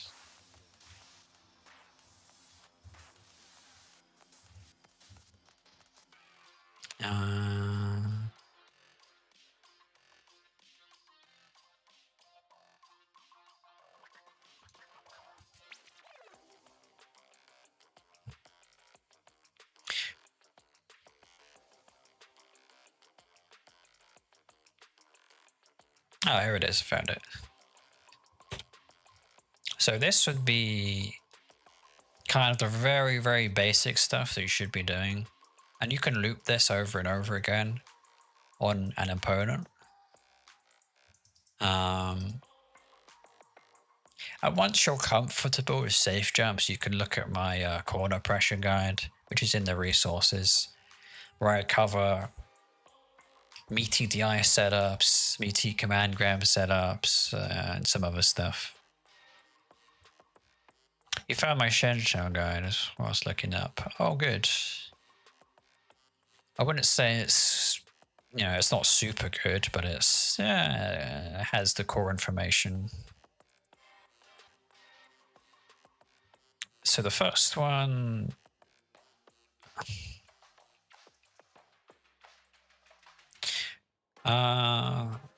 So the second video. So that the light arrow, this is what you do after you hit light arrow kick, which is dash forward 2 times and then press a throw or a strike. It's also the target combo as well, which you do actually need to get the hang of. That's something I probably should have told you at bronze rank. It's that at some point you might be trying to contest the opponent, so you'll be like, okay, I gotta convert my light attack that did counter hit the opponent into a target combo light arrow kick. And the final one is just, the standard safe jump looping stuff. But the middle video is this could be an anti-air, this could be a counter hit on the ground, and then you convert it into light arrow kick. Essentially, if you hit light arrow kick on the ground, you're plus 42, with some exceptions, but generally it's plus 42 for all intensive purposes. And these are just some very common basic, pressure sequences that you can use that will be very effective at ranking you up. You could say it's a flowchart. It's like it's part of the Jamie flowchart. You just loop this stuff, and if the opponent doesn't know how to deal with it, you've won the game. That's kind of how it goes. Do you know what a safe jump is? You don't? Uh-oh, you're in big trouble. Because you can really, really abuse a safe jump at low ranks to win 90% of your games. Mainly because random wake-up reversals don't beat safe jumps. So you can really go crazy with safe jumps. They don't have any counterplay to them. The counterplay is to not get safe jumped in the first place. So, that's its own interesting thing to think about. It's like, but I guess at a higher level, it's like, don't get clipped by, 2MK driverish, because that will lead to a safe jump in the corner, and you'll be guessing. But wow, that's part of the game. But even at the highest level, people don't always play the most. Yeah, it's a scam jump, right? Yeah. It's a scam jump because the defender gets scammed because they're like, I'm going reversal because the opponent's jumping at me, and then it's like, nope. Their reversal failed. They got scammed. It's the scam jump. I think that name is a bit more fitting than a safe jump. But wow. There's also a safe jab on plus 11, where if you're plus 11, you can drive rush and then counter cancel the the startup animation of Drive Rush, you can cancel it into a reversal. Something with invulnerability frames that can dodge the cinematic supers. Anyway, I think it's time to move on to the next replay review. I don't know what rank this guy is, but I guess he's maybe, can we say gold rank maybe?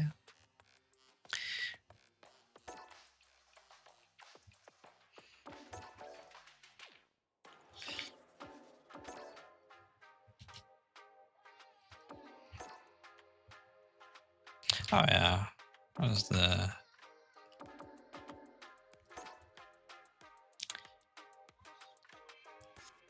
Send me a friend request. I forgot.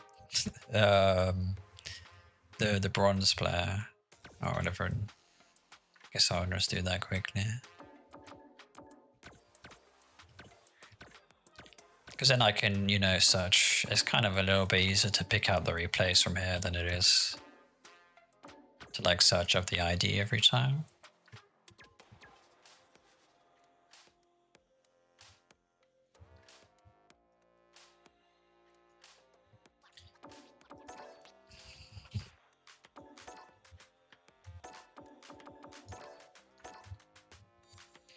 Okay, random car style. Now it's on to the next replay review. Nothing else to do.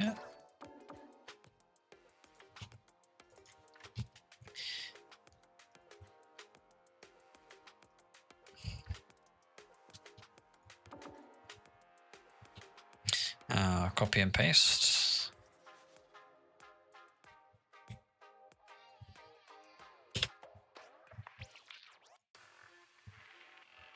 Yeah,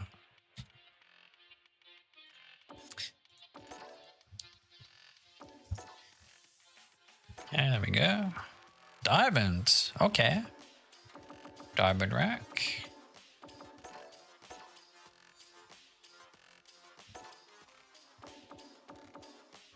Okay, let's search up this gentleman's replays. How much ranked does this guy play? Lots of ranked, that's good to see. 5,000 games, diamond rank, very nice. Close. You know, maybe it's like 8,000 games is master rank, I want to say. Maybe just shy of 10,000 games, so... That's a conservative estimate, considering you don't... I mean, this right here, 21k is the hurdle. This is the diamond hurdle. Something here players really struggle with. A lot of people get stuck here before master rank, but they don't get stuck at, say, 2400 MR. People don't get stuck at that rank. It's 2100 people get stuck at this diamond 2, diamond 3 rank. And I would say you got to have a plan. You got to have a flow chart. It's kind of, you will get punished. Diamond rank players will punish you if you don't have a plan. What's my next move? If you know what your next move is, you'll probably beat most diamond players. Okay, this is a Chung Li time.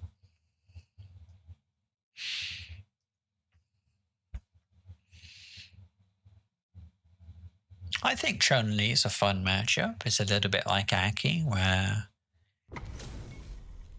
not really a character that's like gonna run you down or want to run you down. There's more, I guess there's more breathing room to go for a drink against this character. She does have to charge her fireball, which is a big deal. It means she can't just throw out a fireball. There's some, you know, there's some indication that a fireball might come out if she's holding back. Because she has to hold back and, you know, flick forward for a fireball. Okay.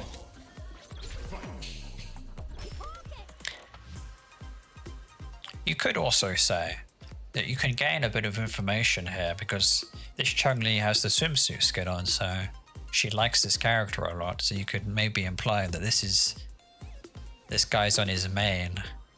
So might be a tough match, or it's going to be a very easy match.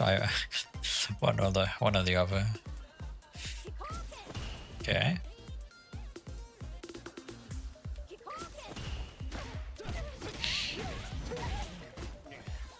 And this is exactly what that bronze player will probably struggle with at some point. You get a hit with a light attack, and you need to convert it into some kind of knockdown with a drink. That'd be a goal for like maybe gold rank. yes, that's right. Oh hey, 7 stars. Konbanwa, or maybe it's higher. I don't know actually. It's like +9 hours in the time zone. It's probably a higher 7 stars. Okay, it's good to see you. This guy is an ultimate Master Jamie player right here. So ask 7 stars your Jamie questions, like why is dive kick good? Why should I use dive kick? You know, why is wake up DI bad? Why is you know, okay. Diamond ranks are very interesting to watch because they're on the cusp of solving the puzzle, you know, having a complete Jamie, but they're just quite, yeah, they're missing 1 or 2 things, and it's like, you know, you have a Jenga tower and you just got to put out 1 piece and then someone wins the game. You know, in this case, you just got to tell the diamond player 1 or 2 things and then they go straight to master. Because people get stuck here and they work on their other fundamentals, and then they find the core problem they have, solve it, and then they go straight to master. People don't really stay at 2400. They go, you know, they go to like maybe 30k, get stuck in low masters for a year, like I do. Maybe 2 years, because I'm kind of dog shit. But can't be too negative, you know. It's all about the journey. That's what Ryu says. So, you know, got to be positive. Cope.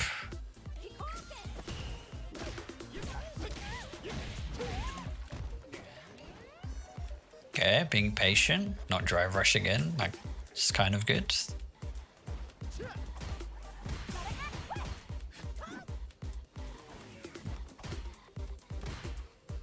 So I think here you can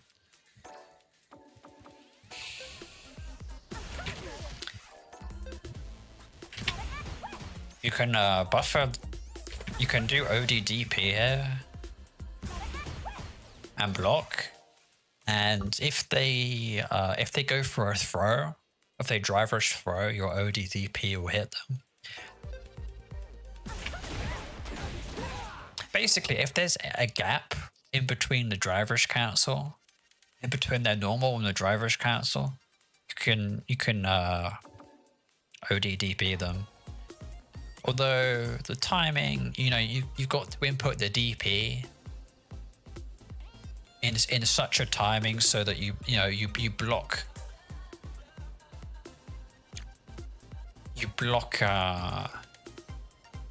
you actually block the next move, but then if there is a gap, you'll ODDP in the gap.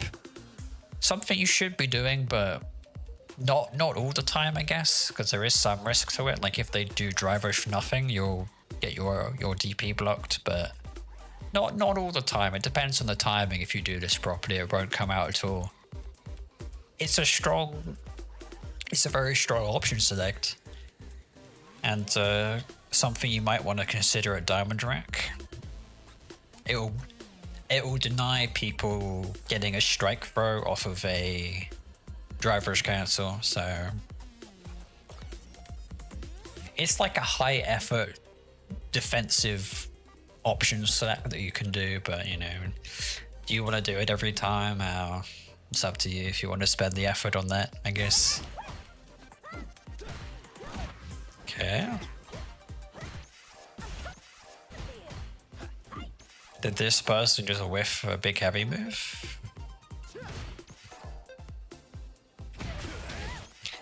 Oh, you could have gotten, you know.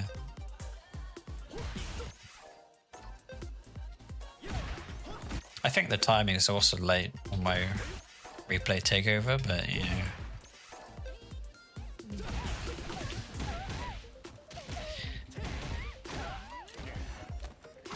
If the opponent whiffs a button in front of your face, you gotta punish it.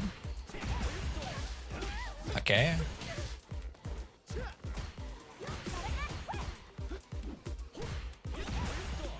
In fact, that's fine. You got the whiff punish here, but you don't go for the Shen Shao combo. You got the... But you're like -1 here. I'd rather be +4 in the corner with a drink, right? It's so much better.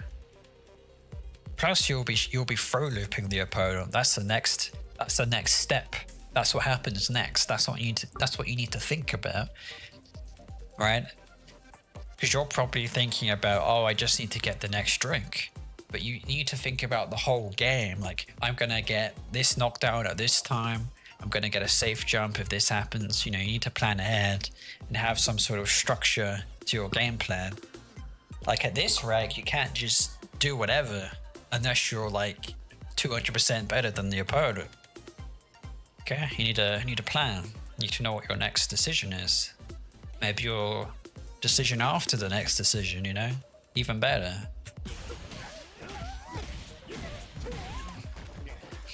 Drive reversal. Oh yeah.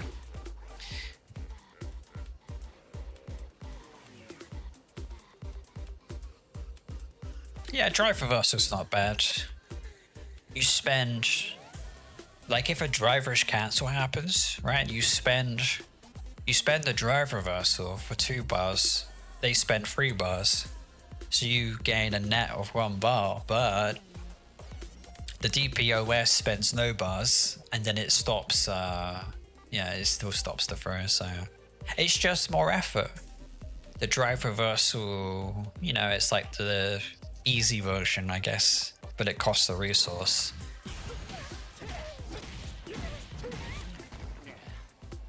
I don't know. It actually has the same problems as the DPOS.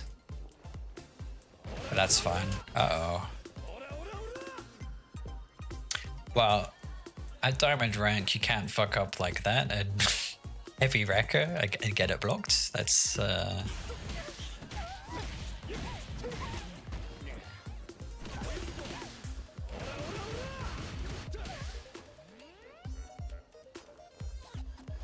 So drag rush 5 MP, and then the input for the crouching heavy punch doesn't come. Yeah, you got something happened there. Maybe it's the timing. I don't know. In any case, it's quite unfortunate. You do have some good Oki options off of heavy Bekai. Dash forward, you're +15, and then you can drive rush 2 HP or 5 MP. You can drive rush overhead after. You can just do nothing. Nothing's very good. Okay, here's another important thing. I mean, this is like an obvious mistake. Everyone can look at this and go, yeah, don't do this. But not so obvious is right here. This has to be converted into light Bekai or light arrow kick. For the corner safe jump, you're giving up a corner safe jump here, and the opponent is in burnout. So you could actually checkmate the opponent here, actually, because you could just do this. Go into...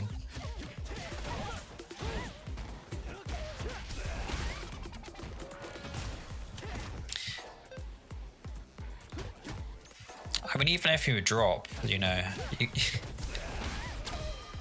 You could do something like this.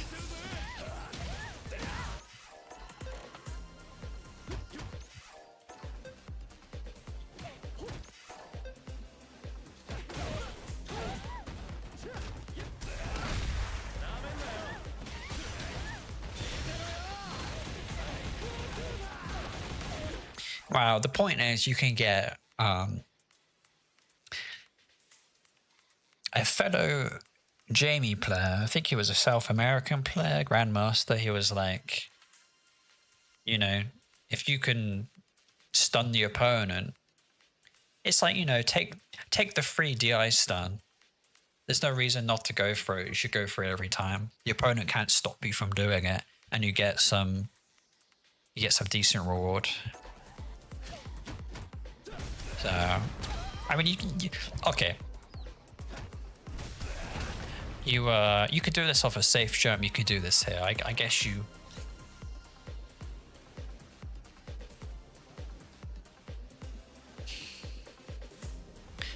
You got to the same result, but you know the journey to get there could have been better with more reward and less risk, is what I'm saying. You know, you could do this from a safe jump, but you know, I think you get my point.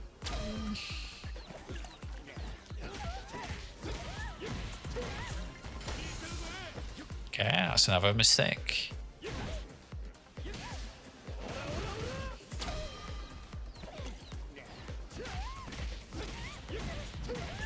This is -1.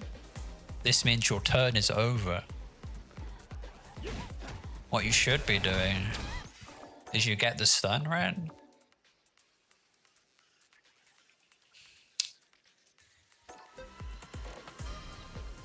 You can have 2 drinks.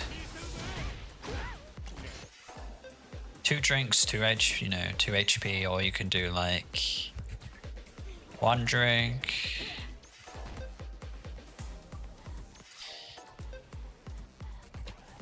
Yeah, it's 2 drinks, 2 HP, or 1 drink, and you get a, you know, sweet drink. The point is, I'd rather be +4 and threatening a strike throw situation. Alright, it's just way better than -1.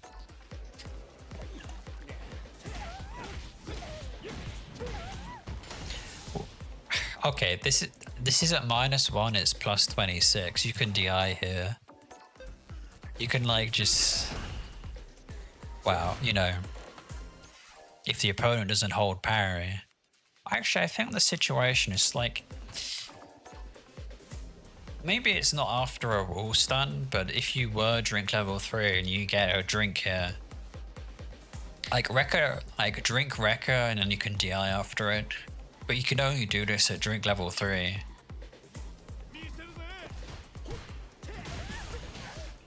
So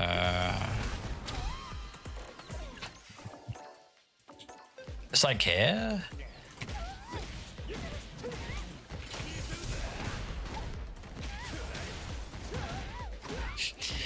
So if you do drink level 3, you can get a meaty DI. There's the screen freeze and the Rekka knockdown kind of happen at the same time, which extends the... It makes you like +20 or something ridiculous, so you can DI. You can do a meaty DI, which catches people off guard. Wouldn't recommend it, it's kind of a gimmick, but you can do it. It's a bit like back throw DI, or if you use critical art, you can do a meaty DI off of critical art if the opponent is in the corner burnt out. There's like an undodgeable DI. It's some nasty stuff. There is something to think about at Diamond Rank. How can I checkmate the opponent so that I can essentially win and they can't, you know, there is no response to me winning because they're burnt out and in the corner. Their options are, they don't have any options left, essentially, which is it's a very sad thing to see, you know. You're like, I guess I just lose because I got stunned, and that's kind of how it is. And that's why the resource management in this game is extremely important, because at some point, if the opponent times their pressure with you getting burnt out, they can lock you into a position where you don't have any options left. And then, you know, if you have no super, you're screwed. It means that you can get stunned at any time, and you know, if you have this much HP, you'll probably die. And setting up those situations will get more important at diamond rank and beyond.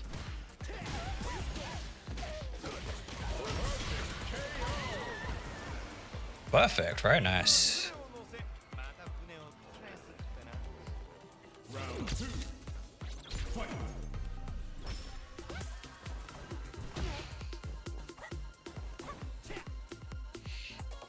Why are we jumping?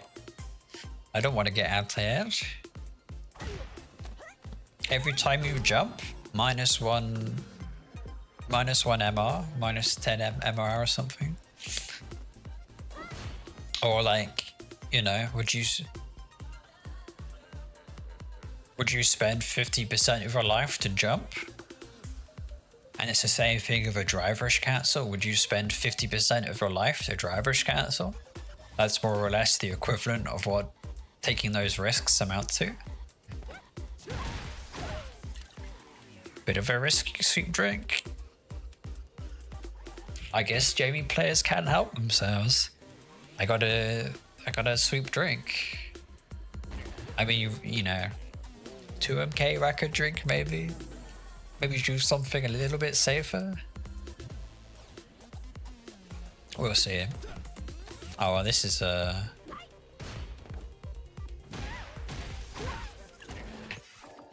You got a knockdown, great.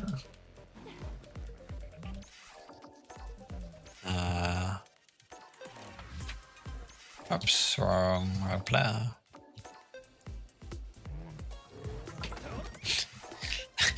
Do you have to space that correctly? There we go. And then you can follow up like that.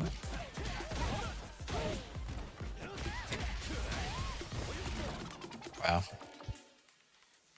And then, you know, do a reversal that's not gonna drop because of juggle points. You see how the jump went through.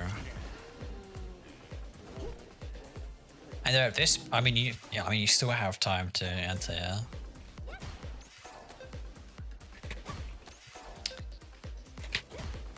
Maybe not. Light arrow kick is very forgiving when it comes to anti-airing. You can get away with you can get away with some very low anti-airs with light arrow kick.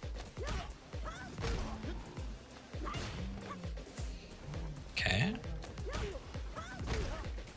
So here's something to watch out for. You should be doing this. It's just whiff punishing big moves like this.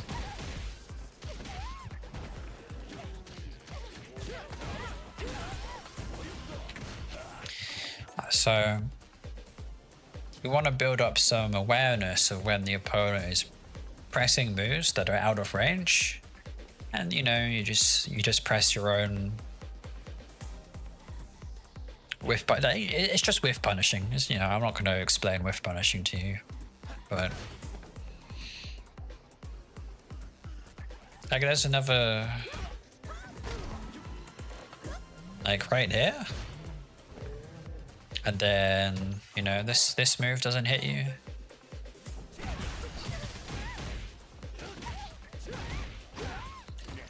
And now your opponent is in the corner and have to guess if they're going to get thrown or not. Main point being they have to guess here. So And you know, you're very happy to drive rush cancel here. You're full resources pretty much for full drive rush. Because you can spend the drive rush, and when you're throw looping, you'll get the resources back. Like 2 throw loops is like 3 bars of drive. Okay, that's an exaggeration, maybe 1.5.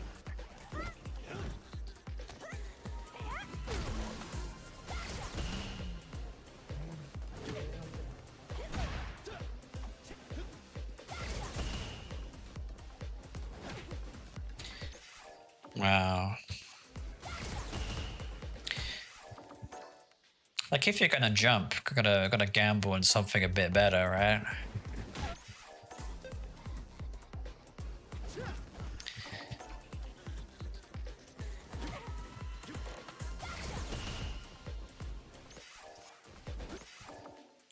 Oh yeah.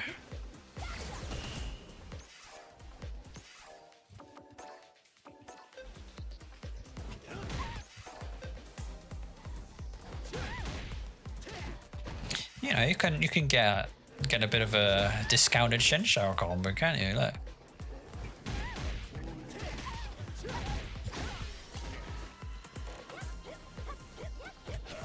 Yeah. You have some good options.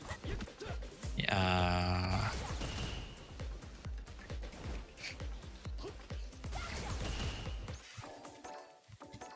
I mean, maybe you could go for this combo as well, you know.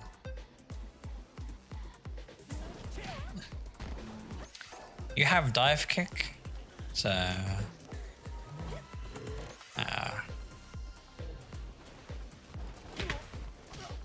you know, you have the dive kick combo, right? Yeah.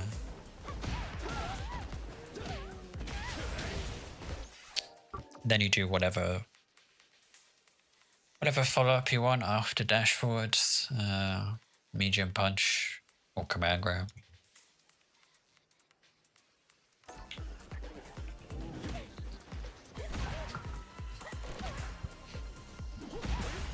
Oh look, you did it here. Right, look, this is good. But this isn't the Shen Shao combo.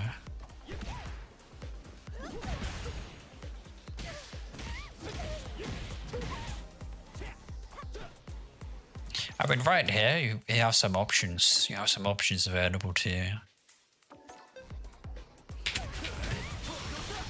Level 2 time. This will get the opponent in the corner. You do some safe jump stuff and whatever. Or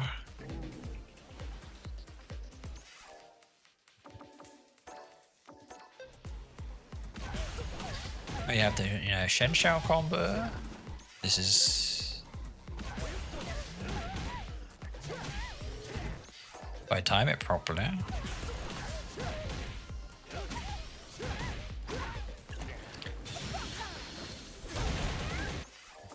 I was out of throw range, but you know.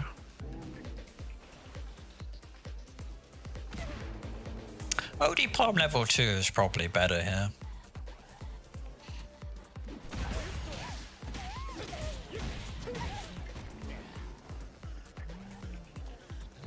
I mean, at this point, it's like punish counter, heavy Bakai, level 3 time. That's what you have to look out for. You know, you might, like right here, you just will do nothing. You just do nothing.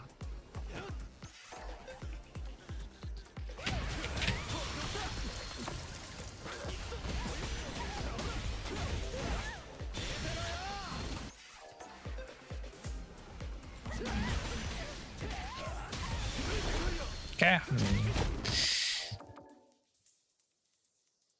You can use the driver's cancel to force out some kind of reaction. In this case, it was a jab, but it might be a throw. And this will give you that punish counter that you're looking for to close out the game and kill the opponent. So, the new elbow, yeah, that's another great option. not too familiar with the routing. I think the most you get is a sweep drink, but you can get. I mean, it's good mid screen. Like if you're really far back,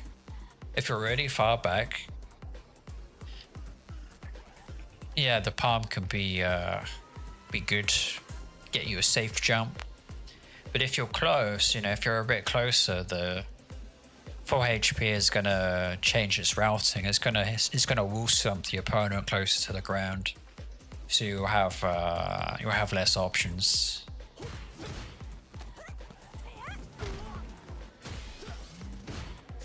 Okay. Here's another. You just walk back.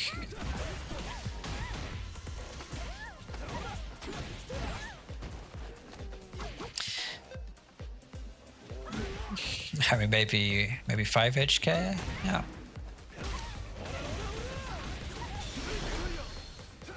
Yeah, and they're dead. I mean, these are the things you need to look out for. Because, technically their HP could be about maybe here, maybe, and you'll still kill them, so...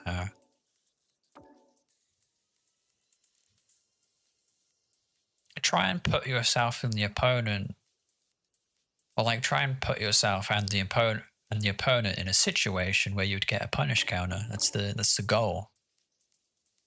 Because in that situation is where, if you were to spend your resources, you'll get the most reward, the most bang for your buck. You don't want to driver's cancel or perfect parry, then spend your resources and,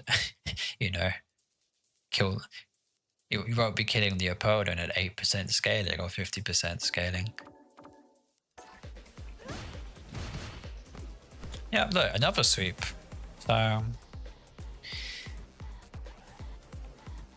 something Chun-Li players are...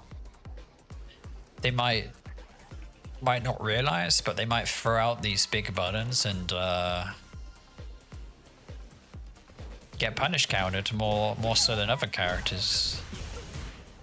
Okay. Driver's cancelling. Why are we driver's cancelling? Driver's cancel, got no reward. You kind of have to throw here.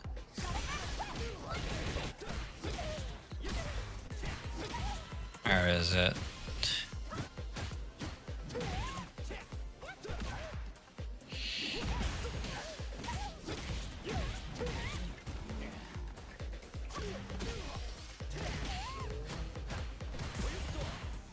Hey, this driver's cancel doesn't make too much sense. Unless you throw, you kind of have to go for, like right here. Oh shit. Right there, you would go for a throw. Because you need to justify spending 3 bars of drive. That's the problem.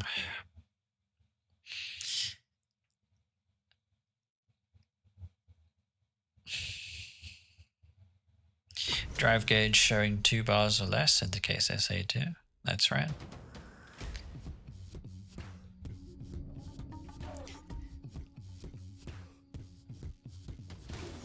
If only I could load the training room stage and only the training room stage with a setting. So I don't have to load all of the extra props and NPC characters that I don't care about. You've got the Bolt Strike colors on, which is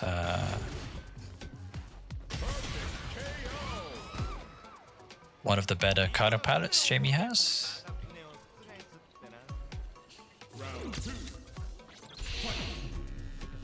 And we were somewhere here.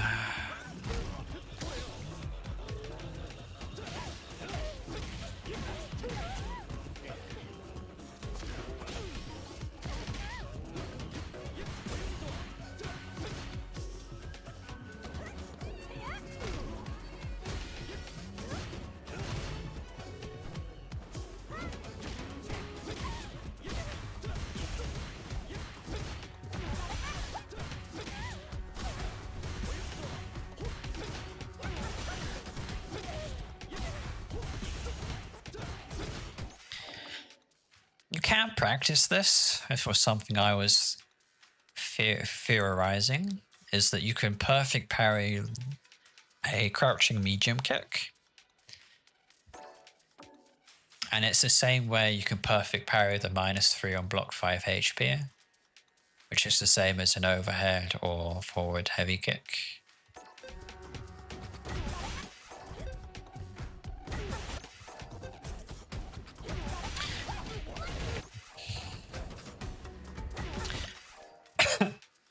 Oh, it seems that we just get punish countered with a light.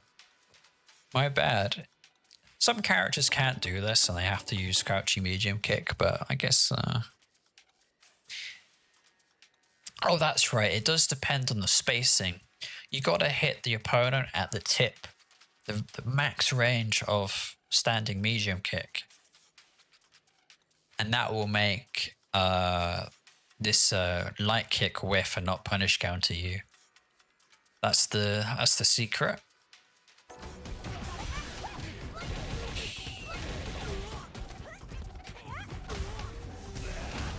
Why are we DIing here? Like, doesn't the Chun-Li player just...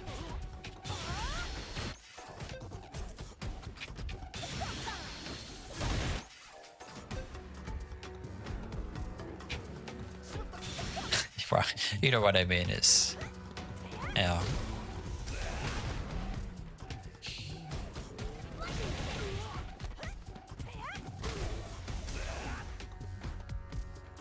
You know, this is a risk you did not have to take, essentially.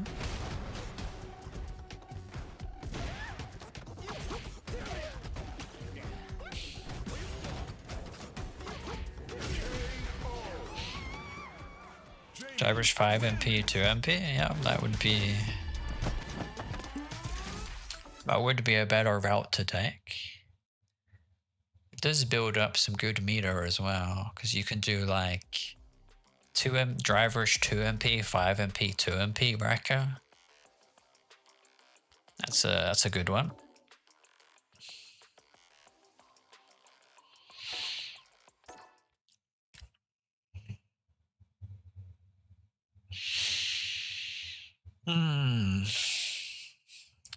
I need another cup of herbal tea, it seems. Some green tea. Green tea is yummy.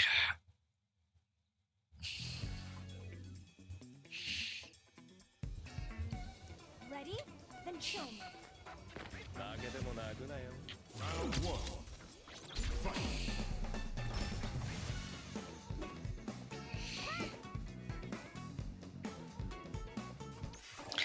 So Chun-Li throws out this move.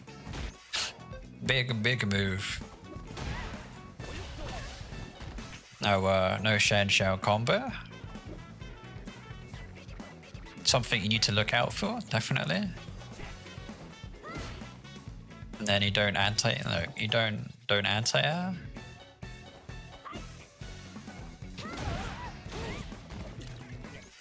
That's what you should have done. You probably get thrown here. Yep.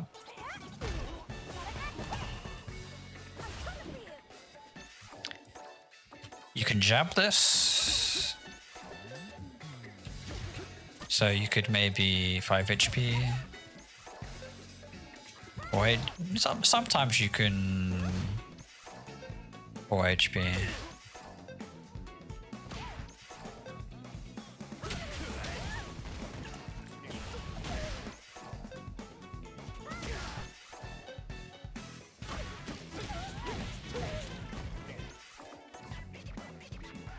Not the easiest thing to look out for, you know, if I'm being honest.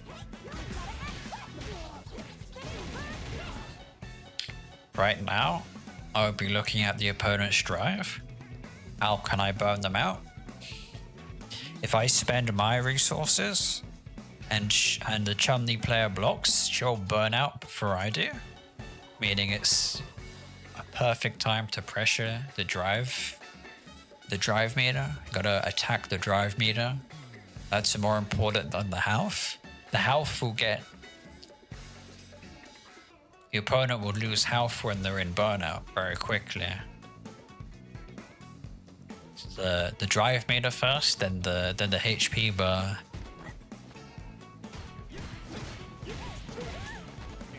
Okay.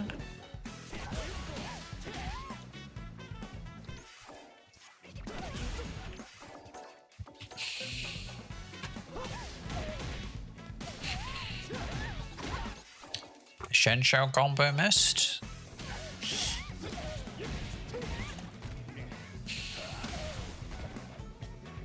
Acid Ice Palm.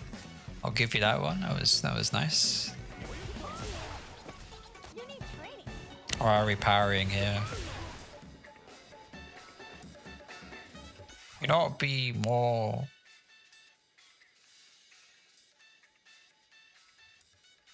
You know what would be better if you just mash here, because the Chun-Li just dashed. Alright. Like instead of powering, you just mash 2 LP. Because the Chun-Li dashed at you, so she knows she can't block. This might just be a bad habit as well, you know, don't rely on tap parrying too much. I mean, personally, I tap parry when the opponent jumps at me, which is quite a bad habit.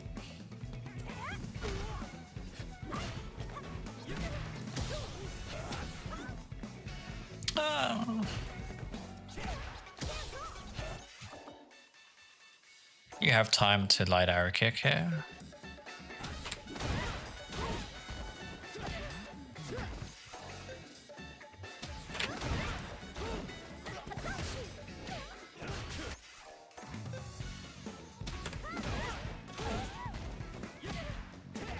Oh, that's interesting.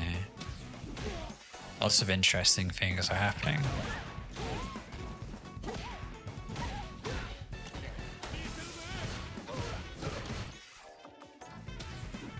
Yeah, I mean, look. You missed an anti-egg here. That could be another breakthrough situation the opponent has to guess on. I mean, this is just bad. The opponent is holding down back. Well, I mean, yeah, I guess it makes sense to sweep here. If they're holding down back, if they were to move, a sweep would hit them, I suppose, if that's the logic.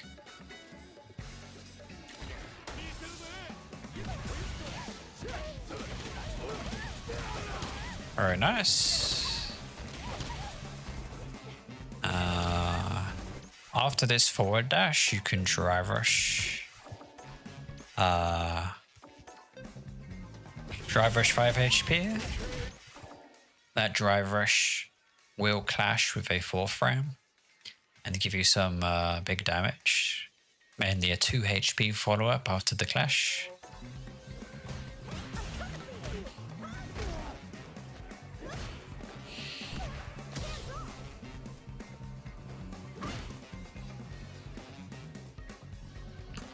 You know what I'm gonna say? It's Mistante.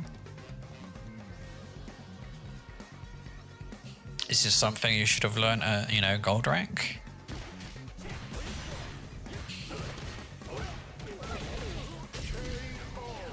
Okay, good stuff.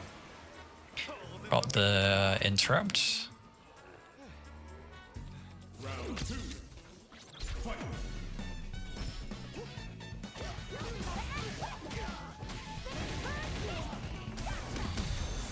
Very nice. Okay. I mean, you had some very good things here. Some very, very good stuff to do.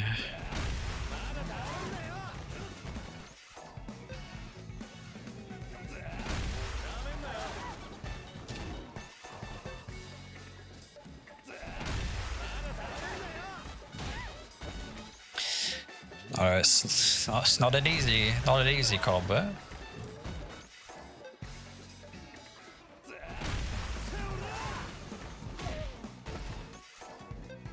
The time there's 2 different timings. You either do it at the peak, or you do it at the very bottom of the ground.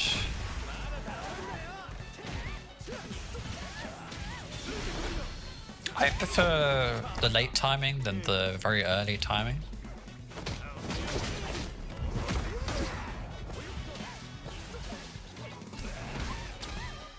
But you know, look, you get a checkmate here, and then you like do whatever you want basically. You've won the game. You've got burnout and the opponent in the corner. They just lose the round pretty much unless you let them leave the corner for some reason, like not punching them in the face.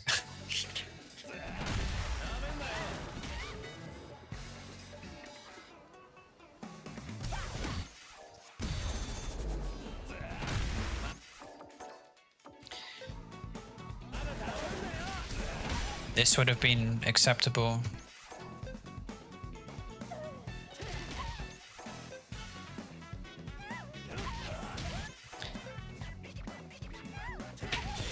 This would have been fine as well as burnout. Not quite, okay. Well, the side swap combo into SA3. It's burnout, corner. That's probably the best option in this situation. Learn that combo. Situational, but very strong.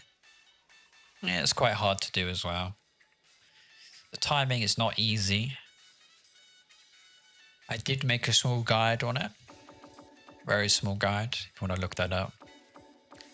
That will probably help you understand the timing of jump heavy kick, because there's two timings that work.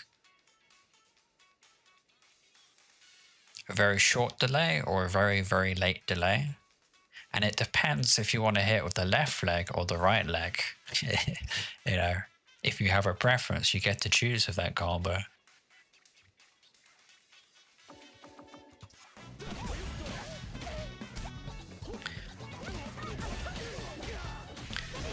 So this was a game-losing decision for the Chun-Li player. You just need to capitalize on it, basically. Okay. So you fumbled it, and that's okay.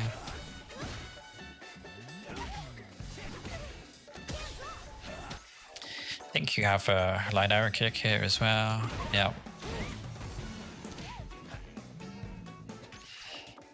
Missed another, you know, light arrow kick is very forgiving. You can anti-air in some very tight situations.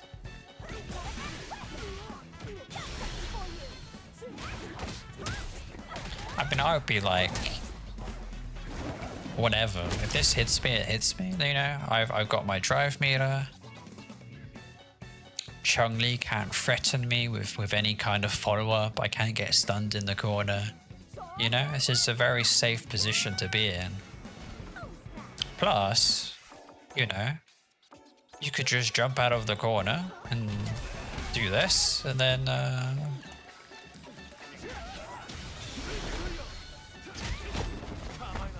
I don't know, go for some kind of checkmate.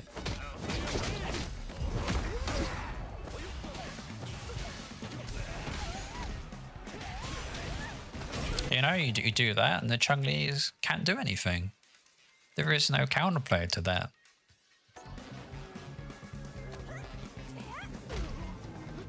So that's something you should be a bit more aware of and looking out for.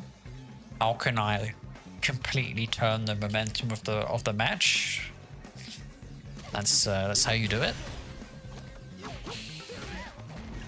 You could say, well, that's the correct time to gamble, right?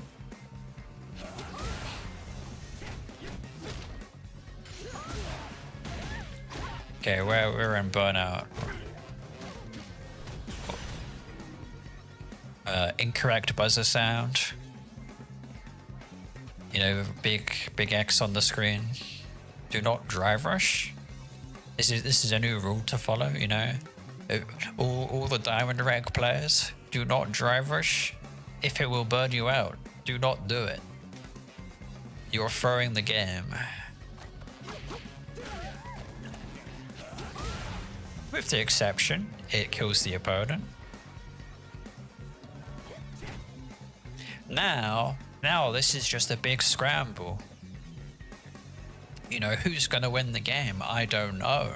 Anyone can win. Sorry, the round. You get lucky on a sweep. Not ideal. You're in burnout. Chun-Li's not in burnout.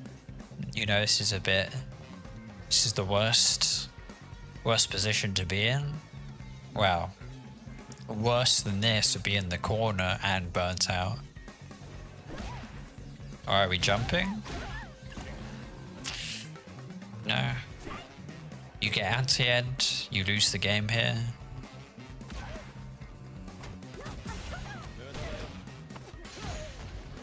And right here you could maybe go for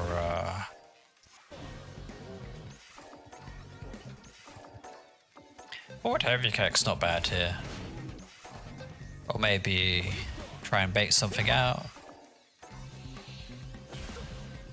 That's okay. You go for the bait. That is reasonable. Reasonable play. Why are we DIing here?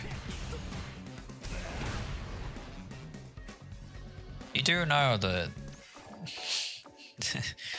the Chun-Li can just...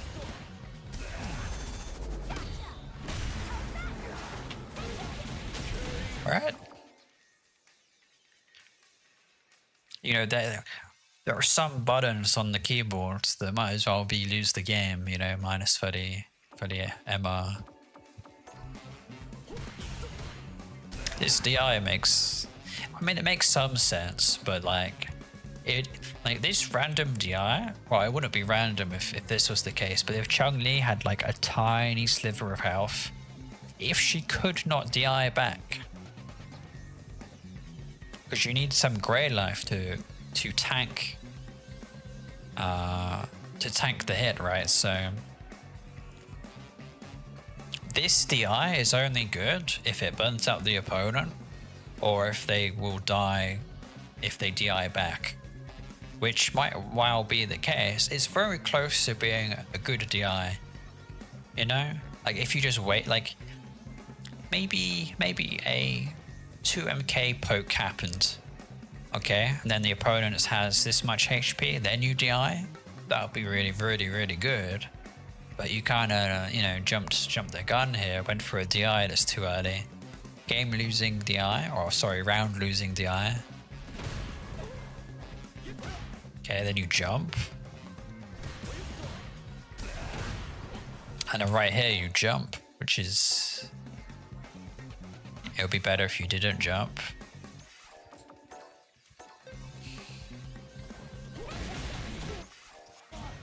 I'm a bit SOD.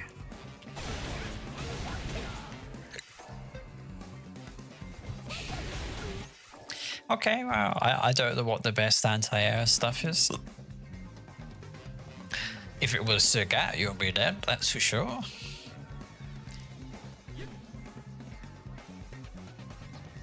You know, you're just gambling on a jump. This is something you need to be more aware of. In a risky situation where I'm scrambling to win and I'm just throwing out random stuff, I need to be more relaxed. I need to stick to my plan and stick to my flowchart. Stick to the fundamentals and take the minimum amount of risk.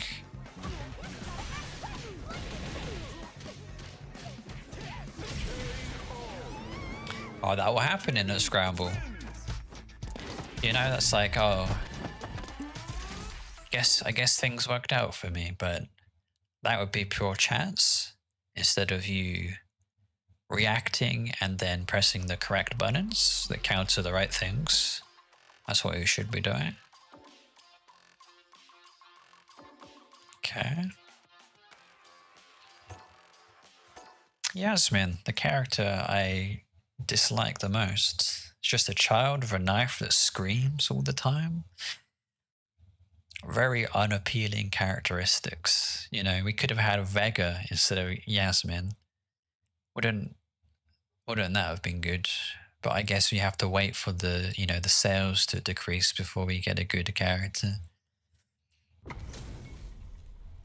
Oh, wow. A popular character, let's say. I don't know if Vega is popular. He probably is. I haven't played the other versions of Street Fighter 6.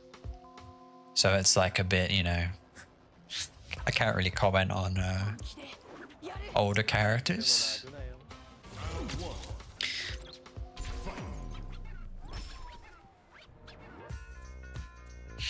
I mean, this matchup is kind of like, you know, just wait and see what happens. They might just like do some kind of full screen move that's Mega Minus and you punish it.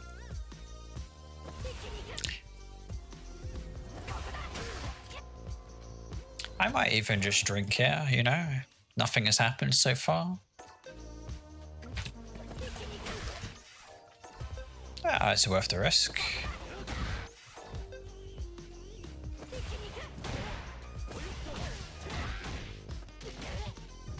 Yeah, I mean, let's be a bit more reasonable. That's probably more likely to happen.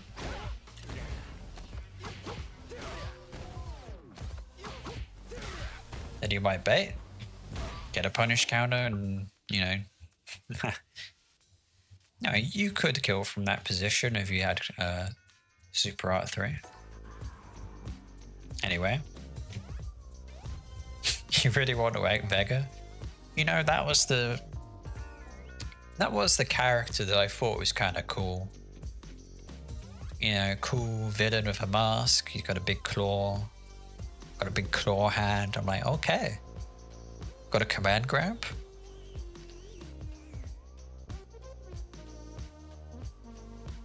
Yep.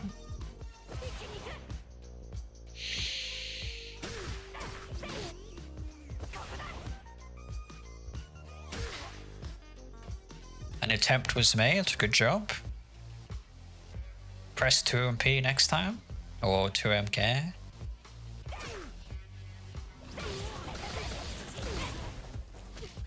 Okay. Okay, perfect. You've stabilized the neutral. Okay, you're back to square one, but you have a drink. So what do you do here? What would be the best thing to, you know? The answer is kind of just do nothing. Just wait for the drive rush again, pretty much. That is something to be aware of, is that this move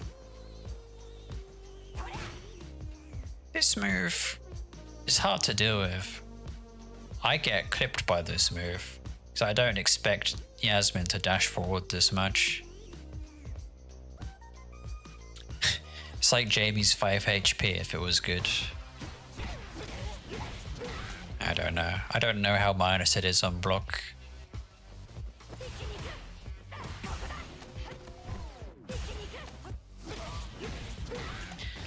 So...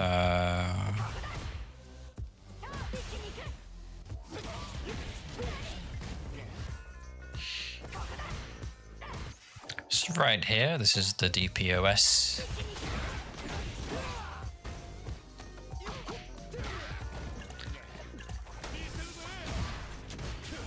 Yeah. This is DPOS time, so practice that. Okay, check it, good.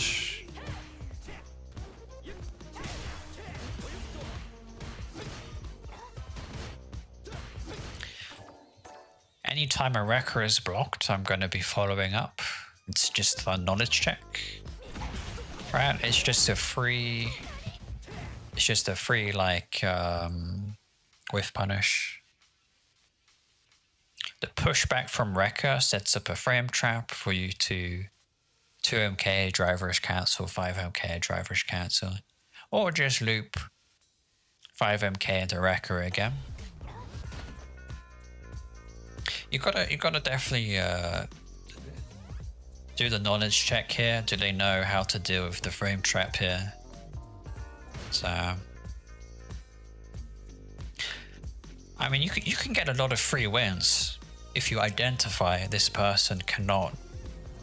You know, they keep falling for the frame trap, so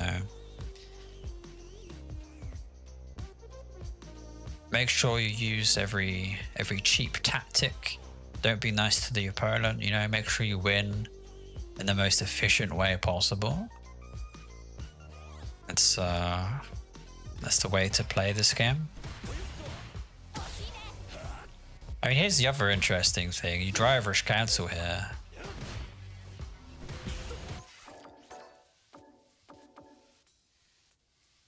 It's a good opportunity to... Wait.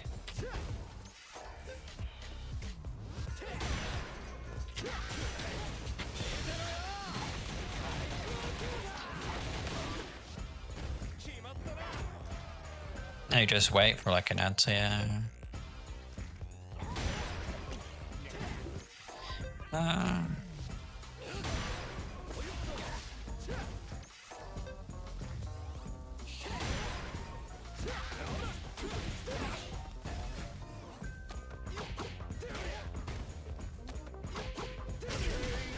something like that.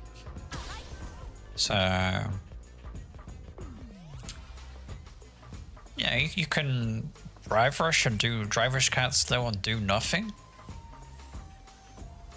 Get a punish counter. That would be good.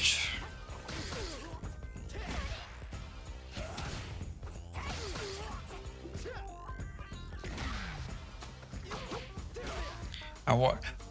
Should you walk up and throw again? You go for the drink, why? Because the next interaction you will kill Yasmin. You have leave for the next interaction. Like...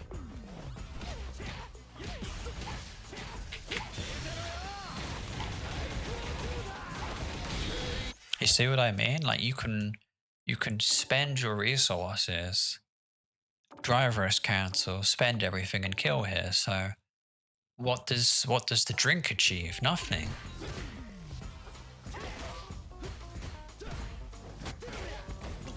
Right here, you should just be throw looping.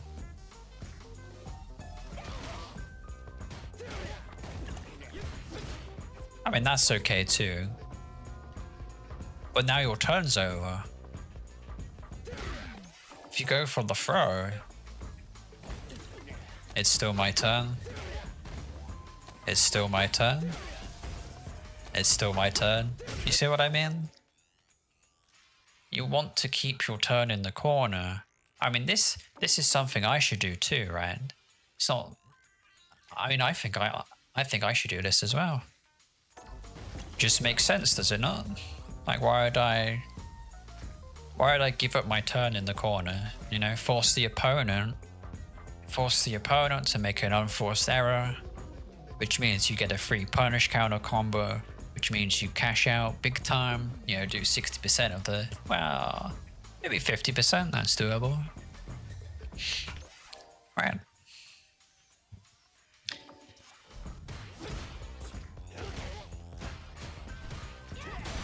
Very nice. Okay. Very nice 5 HK. I mean, you could have probably set that up with a throw loop. So, you throw loop, bait, 5 HK punish counter, instead of maybe they push a button here and maybe I get a punish counter. If you establish the throw loop, the threat of a punish counter is like... I mean, it's close to a 50-50 probability if you go for it. Maybe not a 50-50, but you know, it's more likely to happen than a random button would lose to a random 5 HK. So, you know, this is how you structure and plan ahead and win games ahead of time, I suppose.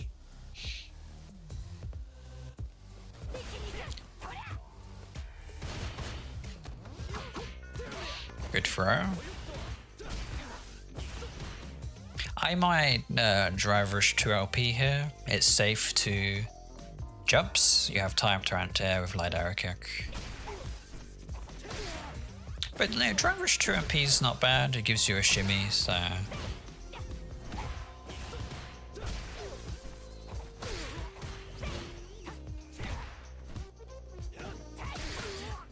Counter hit 2MK, not drive rush cancelled into Shin Shao combo. That's not easy to do though, so that's whatever.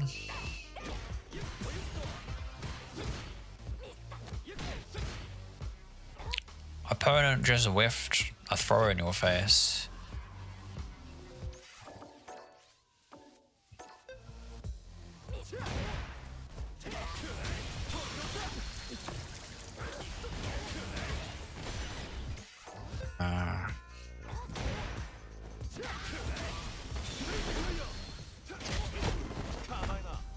Lots of damage on the table, you know?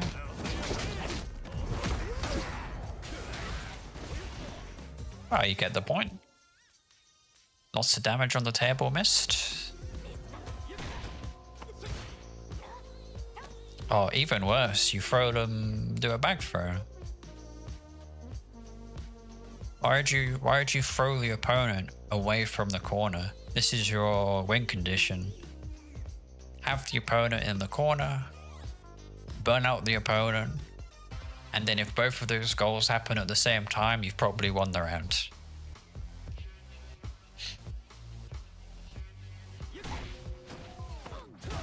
Big mistake here. Okay.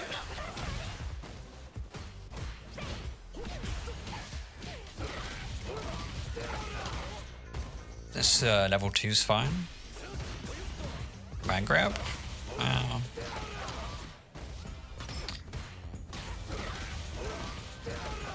We have a few options here that I covered in my season 4, you know, like update video. You can heavy palm here, which is good. Wow, I'm in.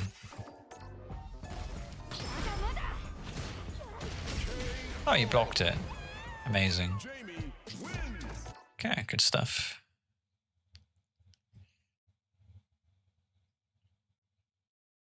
Yasmin is a bit annoying, but at no point would I feel threatened by Yasmin unless I'm in burnout. The character is kind of shit. Like, oh, I don't even watch the second match. There's no point. Let's have a look at this Bison match. Okay, I lost our first and second game. It's probably an indication of some kind of gimmick that you lost to that we can easily fix in this replay review.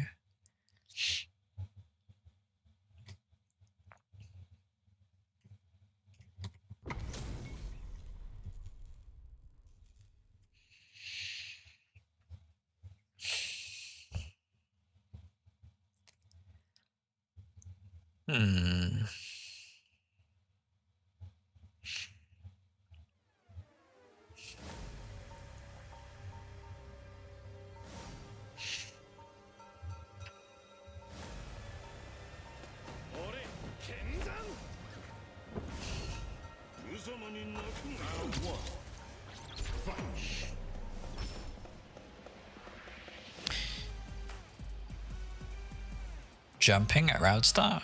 Okay. What information do you have that would justify you jumping? Like you just assume this Bison is gonna do scissor kicks straight away? Maybe wait until the second game to make that decision.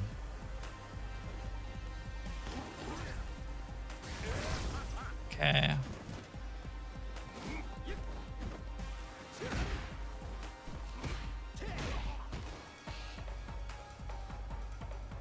No drink. You risked the sweep, didn't get a drink.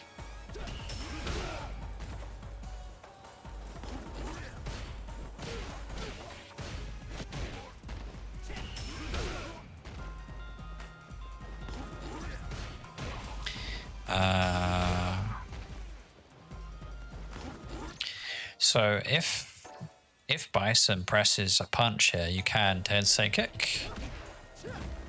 Yeah. Or 2 well, we can 2 HP.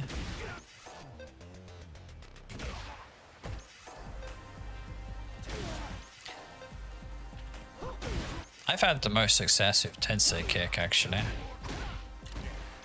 So Bison does Devil's Reverse, and then at some point he will press either a kick or punch, and then if it's punch, he'll fall down with his arm outstretched. But that's the time that you anti-air. Pretty much. If he punches, you get an anti-air. If he doesn't punch, you don't press any buttons. It's going to be a bit more tricky. You have to light arrow kick or something. But, you know, this is a Tensei kick situation.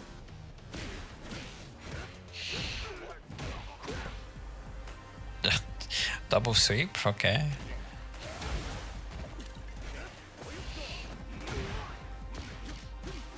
Save jump. Oh no.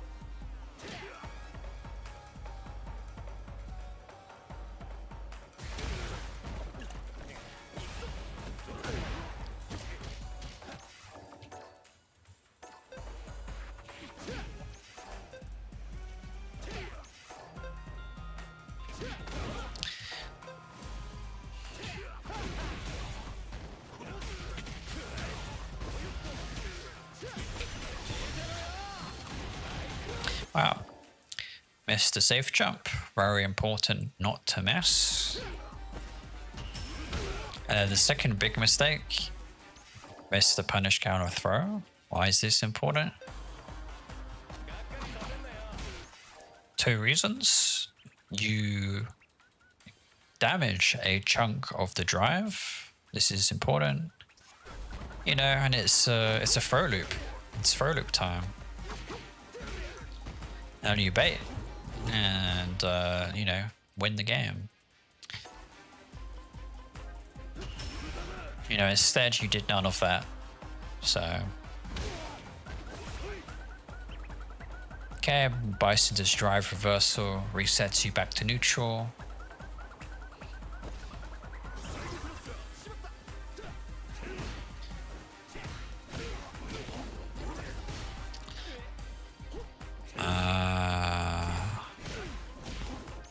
So right here, you don't have to be scared of this move.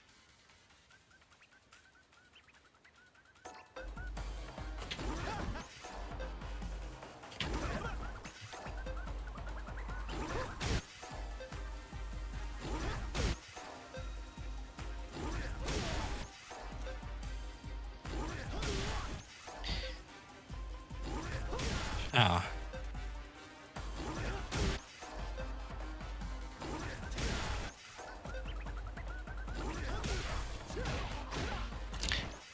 Not the easiest timing, not the easiest thing to deal with, but you know, you got a Tensei kick there.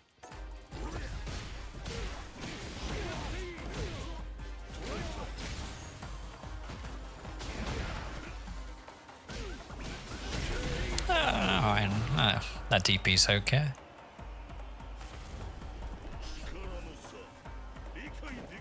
You know what might be good is just to do nothing. And just, like, if you know you've lost, you could do nothing to gain a bit more information on how the opponent plays, so that there's a higher chance you'll win the next round, because you have a bit more understanding. So try not to wake up DP, but then to be honest, you're not doing that too much, so it's no big deal, but something to think about, I suppose, is an option.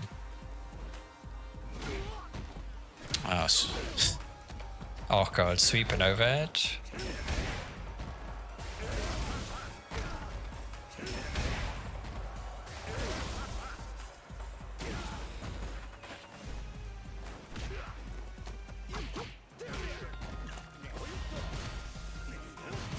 Oh.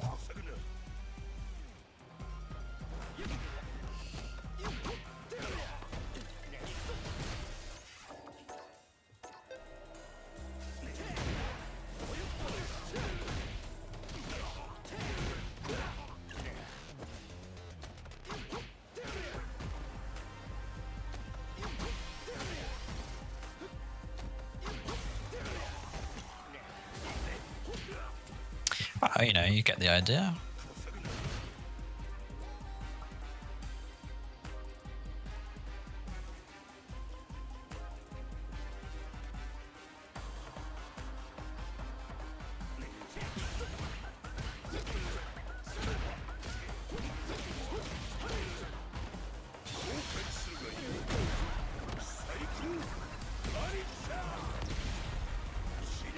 I mean, that's fine. No big deal.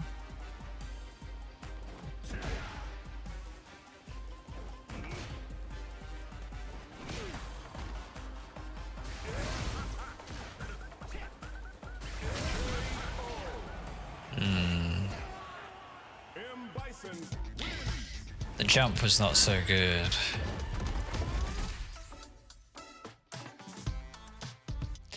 But, you know, Bison's not a character that can deal with jumps as easily as other characters. Does not have a dragon punch, so... I mean, the best he gets is a 2 HP, or he has to air you with 5 MP, 5 MP Psycho Crusher, which is comparable to the dive kick combo we have. It just felt like you were a bit scared of what Bison could do. But players at Diamond rank will lose to the first person who runs their flowchart most of the time, so don't... Lots of weird stuff happens in ranked, but just stick to your game plan and, you know, throw the opponent, safe jump the opponent, do all that stuff.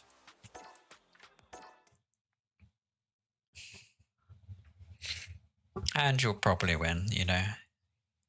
You don't have to do anything too crazy. It is the simple stuff that makes you win games.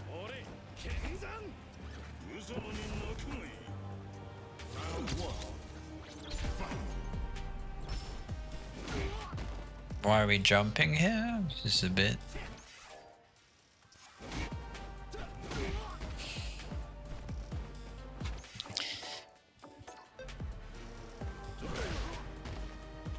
I mean, this happens,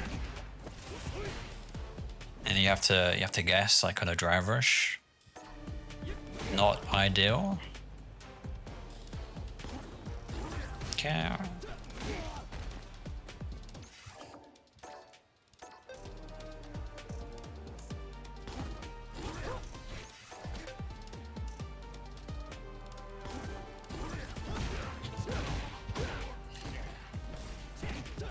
Got a Tensei kick, the Devil's Reverse. I mean, to be honest, versus a player like this, I'd just be, you know, I'll just be drive rushing and doing this.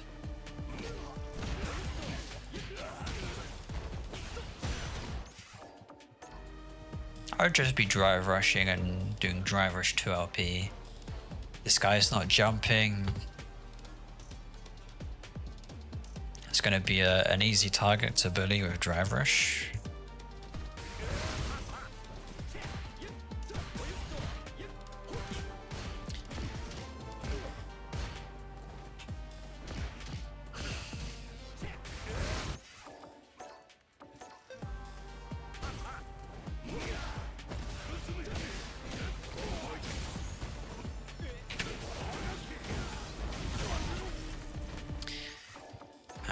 I do play a little bit of Bison, but you know.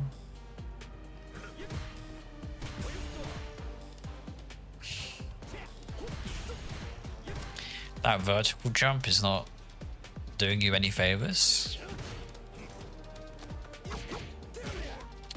Bison has less than 3 bars of drive, so you need to immediately think, how can I burn this guy out?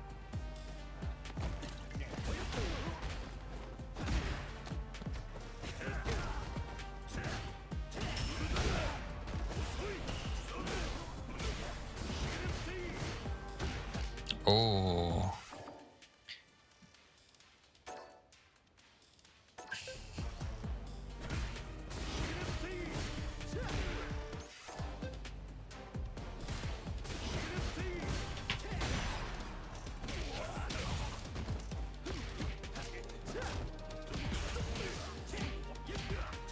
Yep. Punish counter missed. Can't miss those punish counter combos. I mean, the other super good option, probably a better option actually, that's easier, is very simply back throw.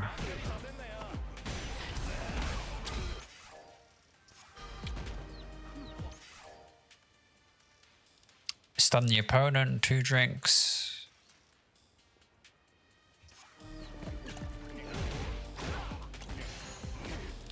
I mean, you could go to drink level 4 off of that. Alright. Oh.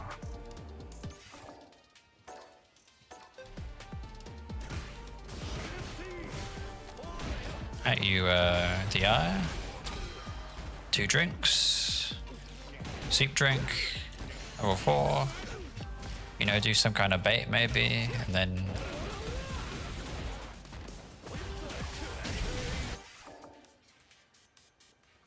You had a very clear path to victory, you know, got your easy drink level 4.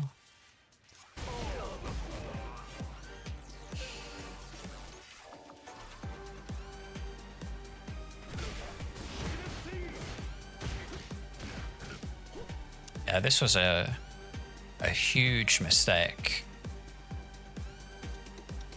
This is probably your last chance to heavily switch the momentum of the match into your favor. Because this would be burnout and quarter with a back throw, which would be your best option.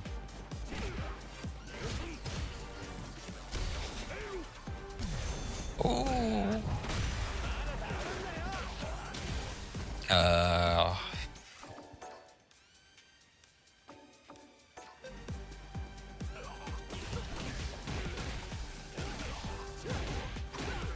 Miss the Shen Shao combo. Always do the Shen Shao combo. There is nothing better than the Shen Shao combo. Do this every time.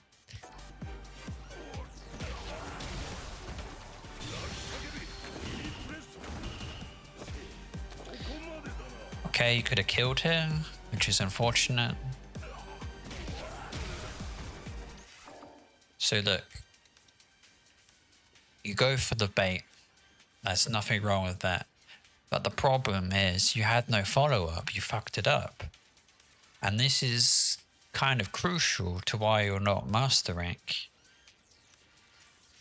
You make the right decisions, but it seems like the execution is you're fumbling it. So you need to practice this in the training room. You know, 10 times or whatever.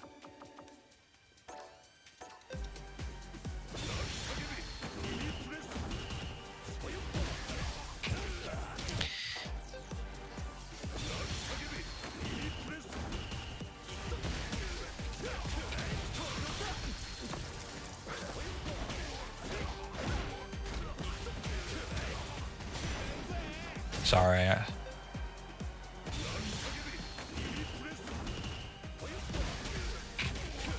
This is the 4 HK buffs coming into play.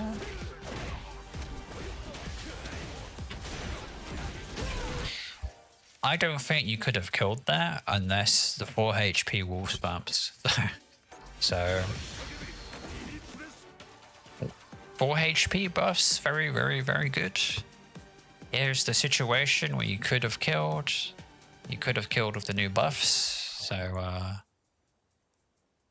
that's probably not the only route that could have killed, but that's, wow, it's an easy one.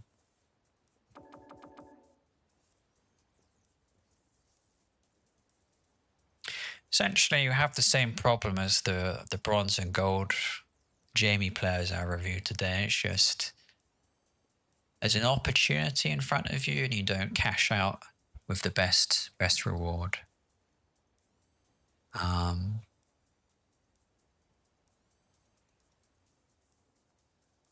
It's like saying no to free ice cream or something like that.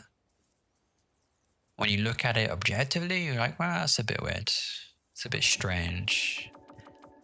But, you know, Street Fighter 6 makes us all play like monkeys, does it not? So that can be accepted as a reason.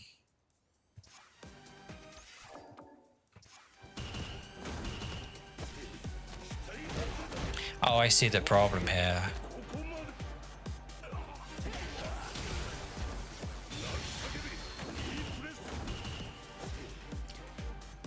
You don't need to parry to drive rush for the punish counter. You are already parrying. You can just drive rush out. Every drive rush starts with a parry, so you don't need to parry drive rush. You can just parry drive rush. Yeah, okay. You know, not the worst mistake.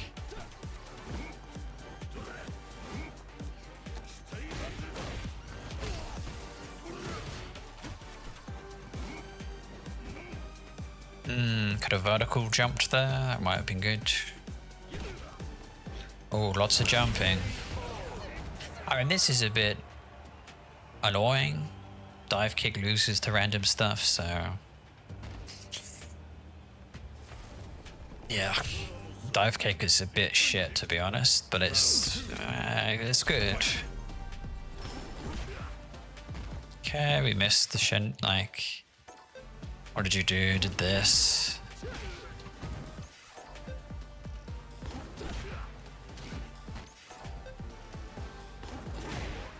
I mean, wow, maybe just sweep drink.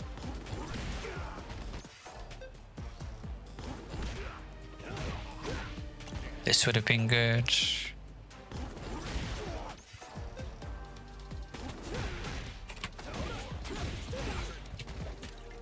That's probably fine. With some better timing, 5 HP sweep drink. Probably not worth it. Probably just sweep drink or the heavy arrow kick.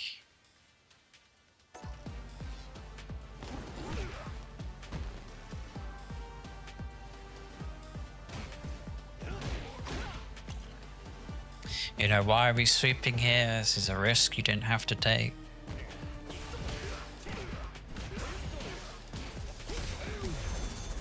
Oh boy, okay.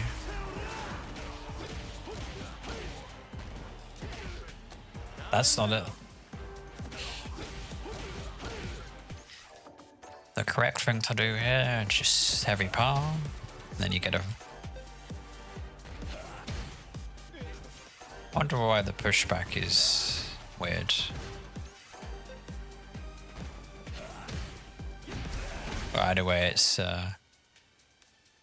heavy palm instead of forward jump, 2 HP. That's not a safe jump. Well, I guess again it's Bison. Like, what is Bison gonna do? Not too much. 2 HP. Not the worst option. Let's be honest, not the worst option.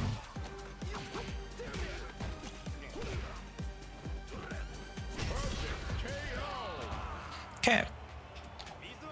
Your opponent is trapped in the corner and you win. That's all that happened.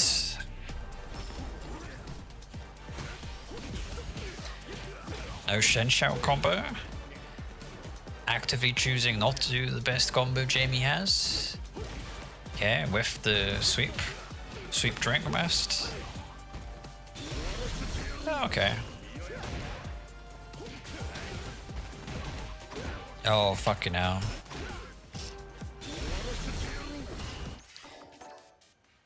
You can kill here. Let's see. I wonder if OD Rec is better. No.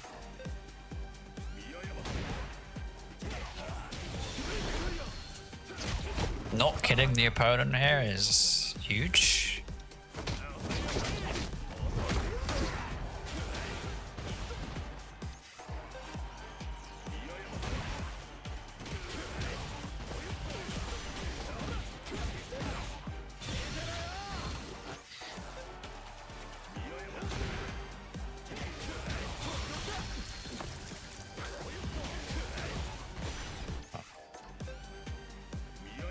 Seems it does have to be,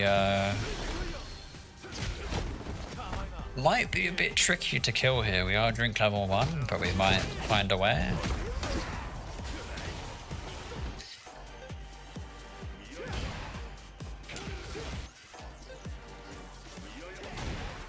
Oh.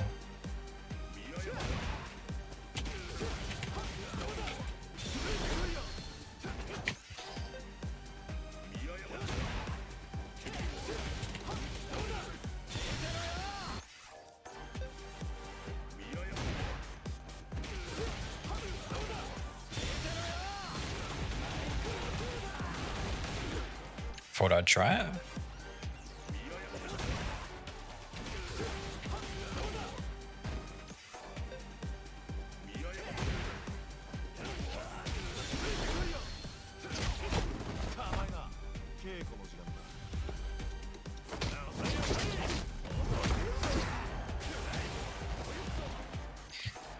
Oh, why does that drop like that?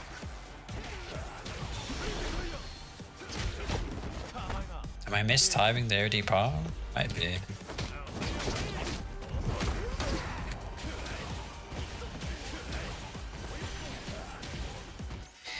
Oh, we can't kill.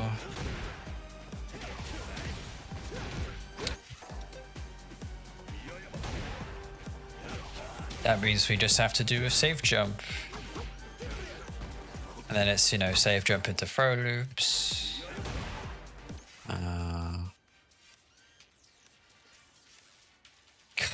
I wish we could have killed there. I don't think we can kill with SA3. That's so annoying. You know, if we were higher in drink level, this is a drink level issue. You know, if we were a little bit higher, we could have killed there, but oh. I mean, this is fine. Considering what I now know is that you can't kill with SA3.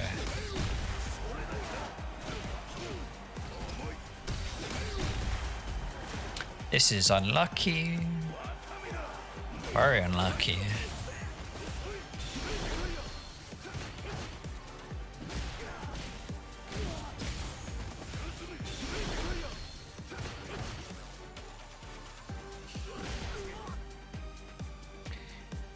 Interesting.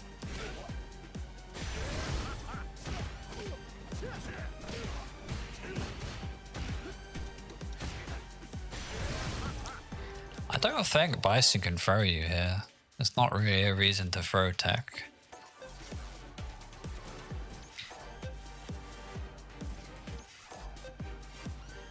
We can just walk out of it.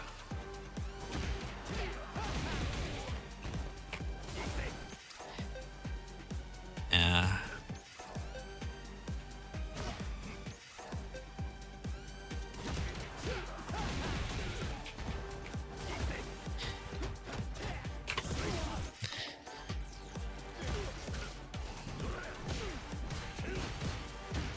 Oh.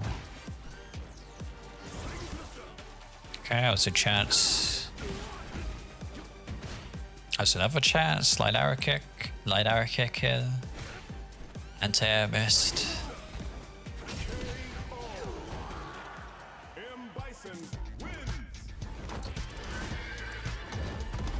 I don't think this guy wins if you anti-air. I don't think Bison particularly did anything that was...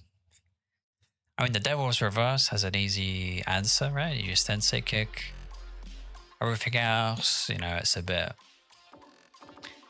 sloppy play. That's all I was saying. Maybe a Zona.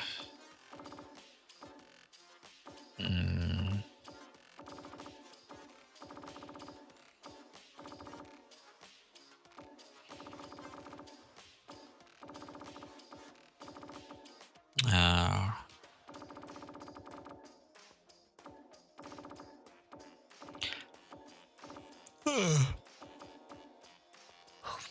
I guess that's a Zona. Let's see what happened. It's like Shoto, Grappler, Zona. Those are the three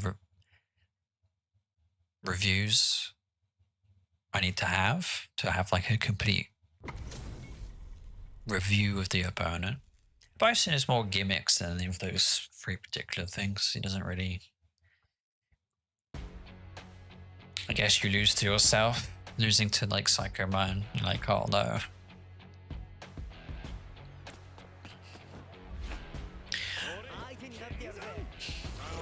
Ed is a fun character to play. I don't think his butt is like... I don't think the flicker is that big of a deal.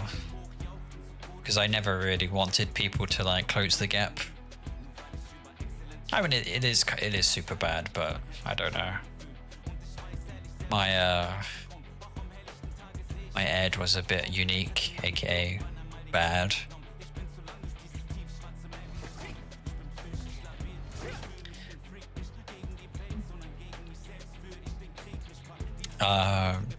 Maybe this works. Maybe.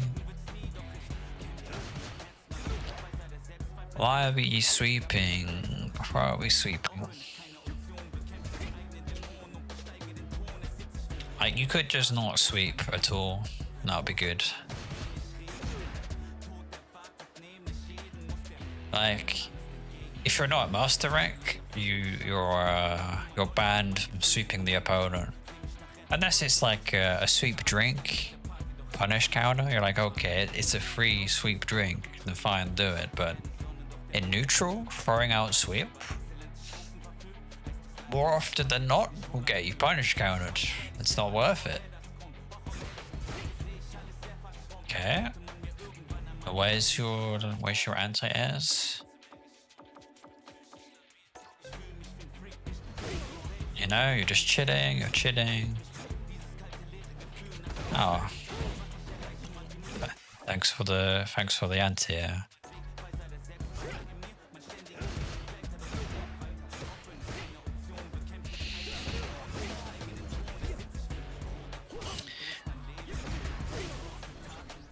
So he's gonna backdash here and you can drink. This is a free drink. Alright. This is a bit more of a read. Bit of a, you know, a reading situation. But this is the way you squeeze in drinks in hard matchups. That's how you have to do it. Recognize when the opponent is giving you the space to drink, and then you got to take the drink.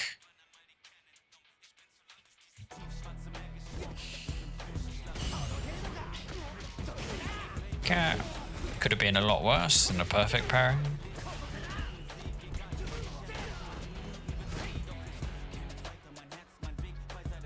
Every character's throw loop should cost 1 bar of drive. That would be good. And this is Jamie. Jamie gets a free throw loop.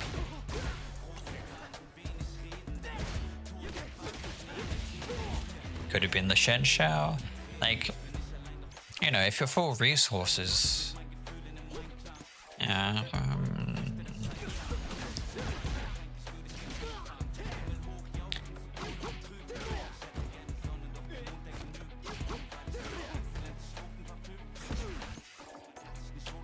No reason not to drive rush cancel Shen Shao combo on 6 bars of drive. You'll get like an extra 1000 points of damage. Although it's more of the corner carry that's important.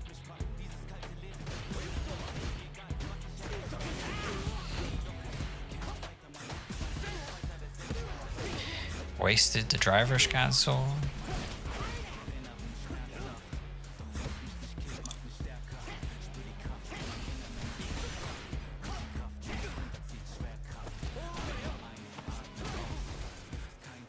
throwing the opponent out the corner. Well, I guess either direction would have been fine.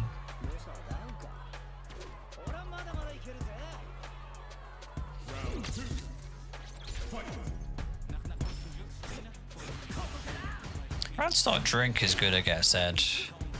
Another Zonus. Oh, you could have drank there. This is drinking time. And then you check a drive rush.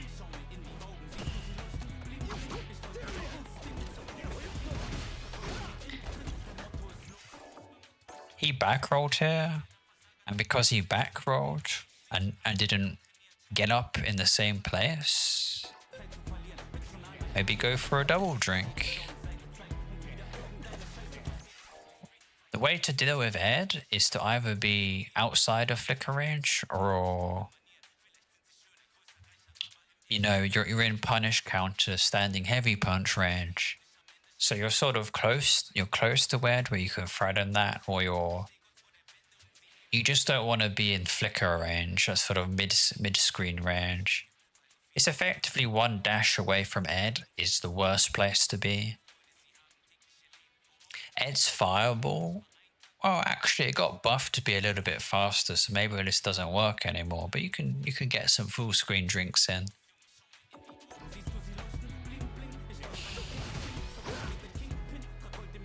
Driver sweep? Why did you think that would work?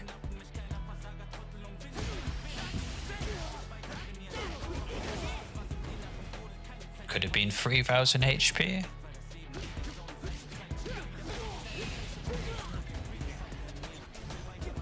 Could have been a lot worse. Could have been a lot worse. Okay.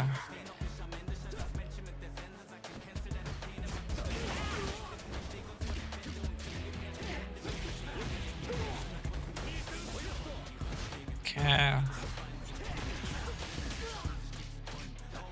Oh, no safe jump. Yikes. No safe jump in the corner. No anti-air.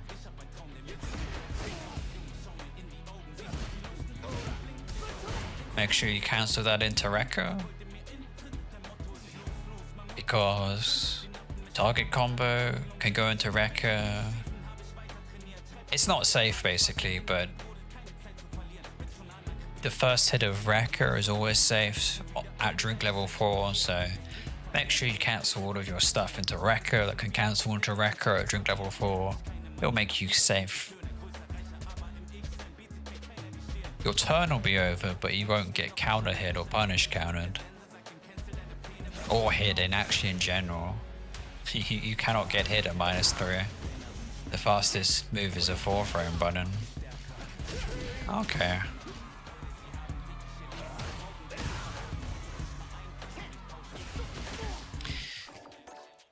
Counter hit, driver 5 HP. You got a 2 MP. 2 MP if you want to be optimal, but you know, you could probably kill with any move at this point. So, not that big of a deal, I guess. Main problem is not safe jumping, you know, fumbling the light attack conversion there.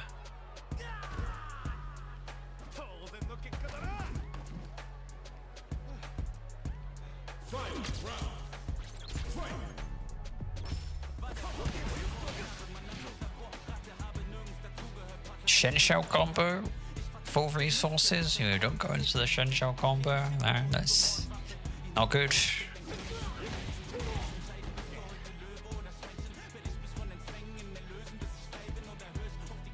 This is okay, but you could do better, is what I'm saying. Shen Shell combo is better, more damage. Could have been worse. Or are we drive rush cancelling? You were ready to have a drink, you don't particularly have to take a risk like that. Drive rush cancel, throw drink. is something you only do at drink level 0 because you don't have a choice. No safe jump. No strike throw mix up because you didn't get the target combo into light arrow kick. Missed. Okay, good sweep.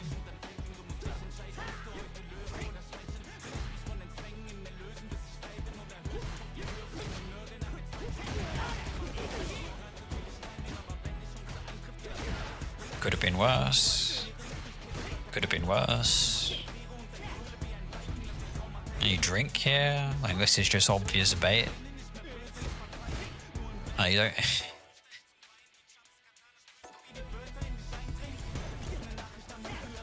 Yeah, you just drink to level 2 there. Sorry, drink 2 times. Maybe. 1 drink, definitely.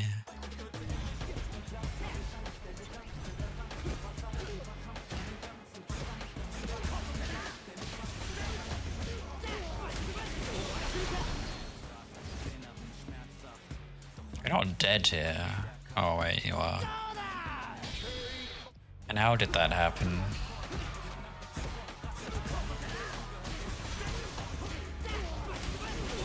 Okay, got clipped by a head button and you died. Wow.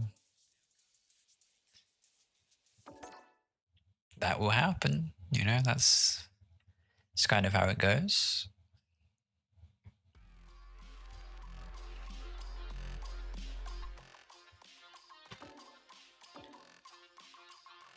Oh, there's one more red game here. Oh, I can't be bothered.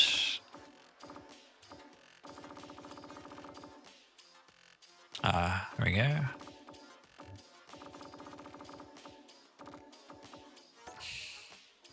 We have a grappler. This will probably cover most of the. What was it? Bison. Then we did edge. Now we should do a grappler.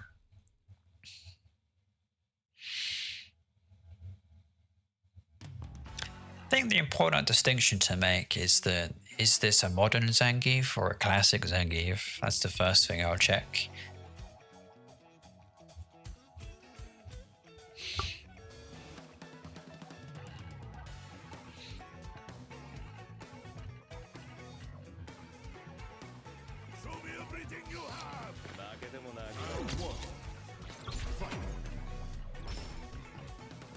Round start jump. Punish counter with no follow-up. It could have been a drive-rush Shenshou. Drive-rush cancel Shenshou combo missed.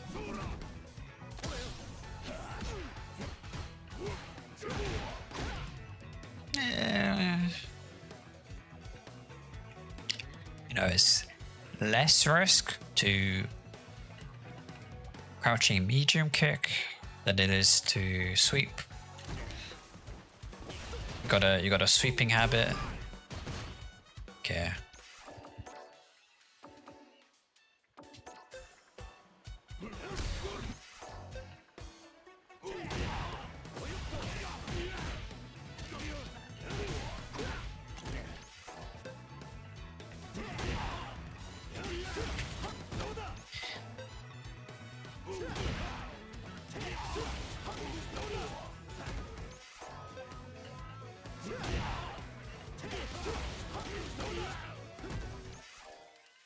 Oh wait, you don't have level 1.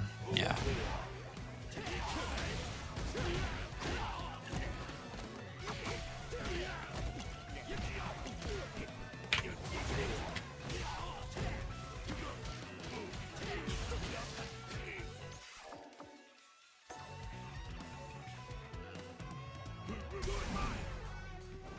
You could have counter DI'd that.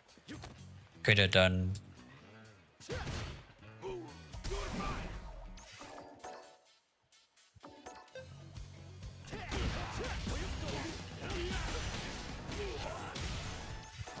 More realistically, just go into the Shenshou combo, you know, get your throw in the corner, or drink in the corner. This was a lot of damage, you know, 3,000 damage here.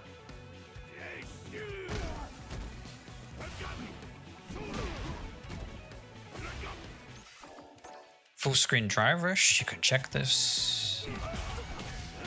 Then a Shen Shao combo, you know, that's the Shen Shao combo again. Okay. I mean, this is an anti. You missed. Zangief players will really struggle if they can't jump at you, by the way. Oh my god. Is this not just a drive rush punish counter?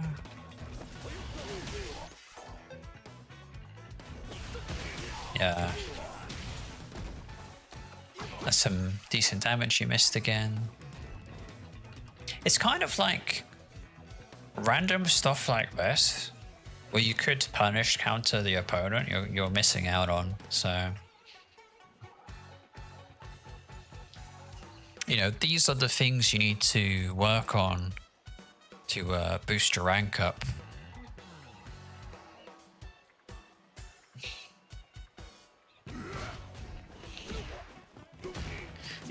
Like, why are we jumping here? Why are we jumping? It's a lot of risk to jump. Zangief has a one button DP, one button anti-air.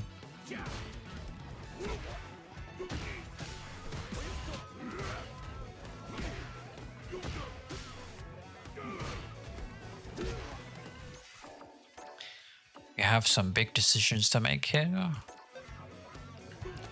Punish counter.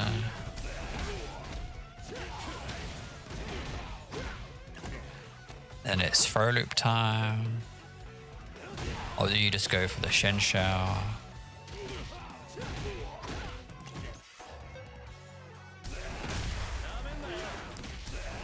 Maybe you attack the drive, that's another good option. One of those three options would have been better than doing 600 damage. Or what was it?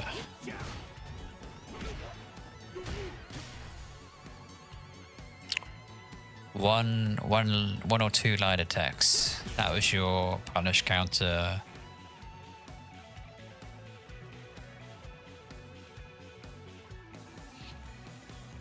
You know, a punish counter combo should be 2,000, 3,000 damage instead of 200, 400 damage every time you get a punish counter. Oh yeah, here's the other big thing. The quality of your interactions. The higher your damage for each interaction, the higher your rank. Because there'll be less overall interactions to kill the opponent, which means less chance for them to reversal you, for some kind of weirdness to happen that will throw you off your game. Less interactions means less risk that you're taking and you'll win more games. So make sure when the opportunity presents itself to do a ton of damage, you do a ton of damage. That's very important at higher ranks of play. Because if you're not doing big damage, the opponent will. Well, you can assume that they will.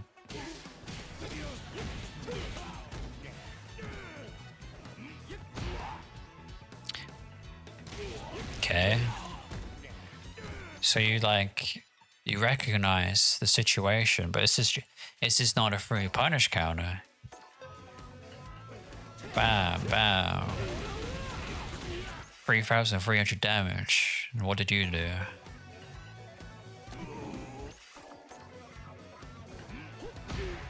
You did 700 damage instead of 3,000 damage.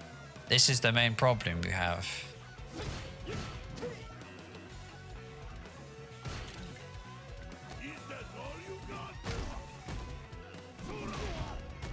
Why are we jumping? That's fine. In this situation, you can look for, like right here. It's not too bad to drive rush cancel, you know, like do this. 2 MK drive rush cancel, Shen Shao yourself out of the corner. So it's an okay option.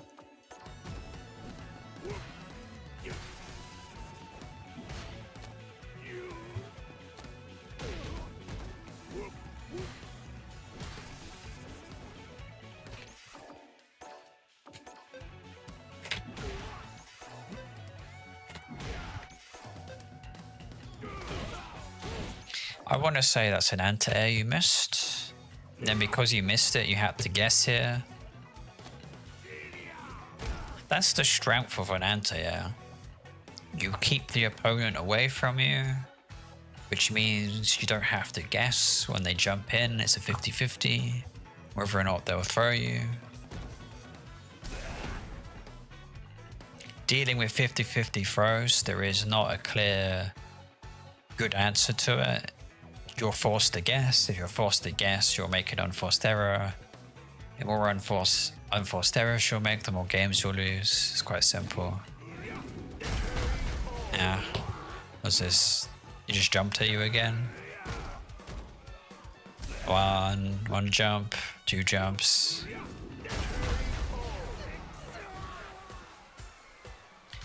Like, is the Zangief player beating you, or are you just losing to yourself? Are you just losing to your own inability to anti-air? You know, like, who would you lose to? Think about this. Who would you actually lose to if you were consistent at anti-airing? Probably, you know, probably 50% of the players you'll play in the future, you'll beat if you can anti-air. That's like a statistical fact that will happen.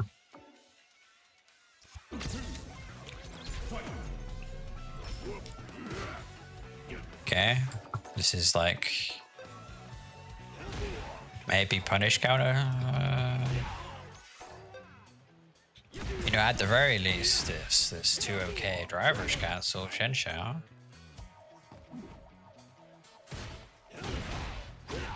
Good sweep.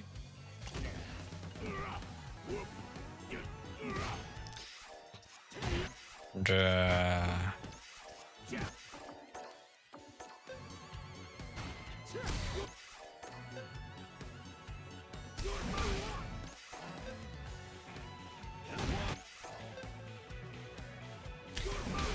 okay, plus 13. Yeah. Sweep was indeed the best option there. Good job.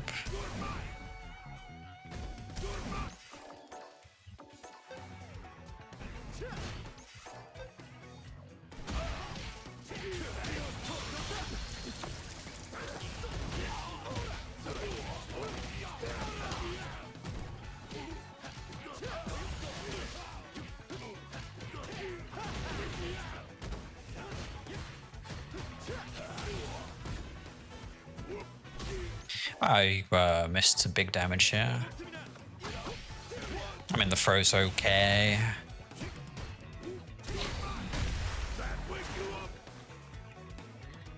You know what happens here, don't you? Oh, I fucked it up. You take 4,000 damage.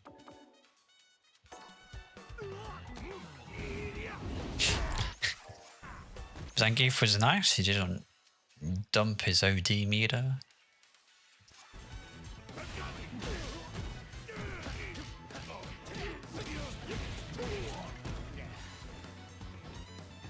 I mean, this is you position yourself to always be in range of light arrow kick or drivers 2 LP.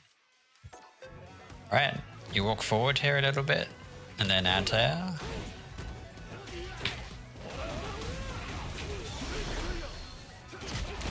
Then you safe jump, go for a kill maybe. Why are we jumping here? This guy's got a 1-button DP. This is a suicidal move. Okay, Zangief is just flailing, throwing out buttons that you can easily whiff punish.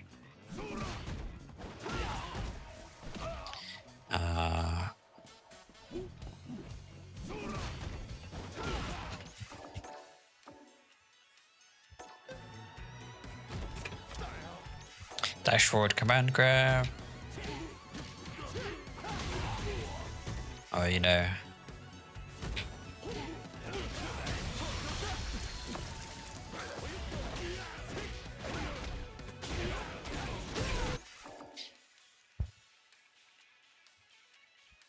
It's probably better than a SA3 to kill. Gives you 1 bar of super as carryover for the next round, which means you can't get checkmate stunned, which is important.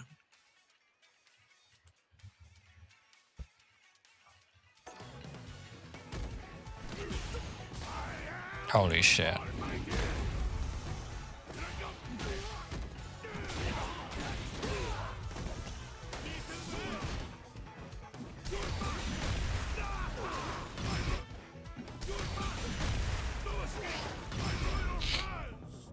Oh, okay. Random DI. Well, I wouldn't say it's a random DI.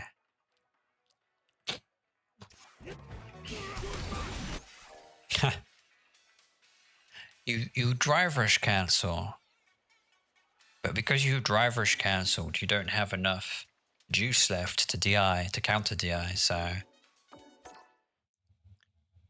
don't know. I mean, don't drive rush if it's going to burn you out. That's why you don't do that.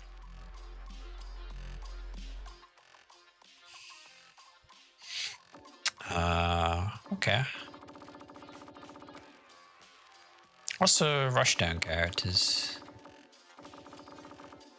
Well, I think, you know, that's probably the best the replay review will get to. I'm also quite tired. Almost a 4-hour replay review. But, you know, the general summary is kind of a less exaggerated. It's the punish counter stuff, you know, there's these.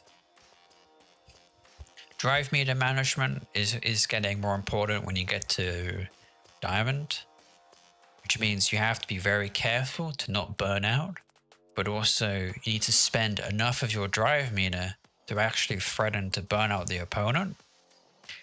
A burnt out opponent in the corner, you've basically won the game.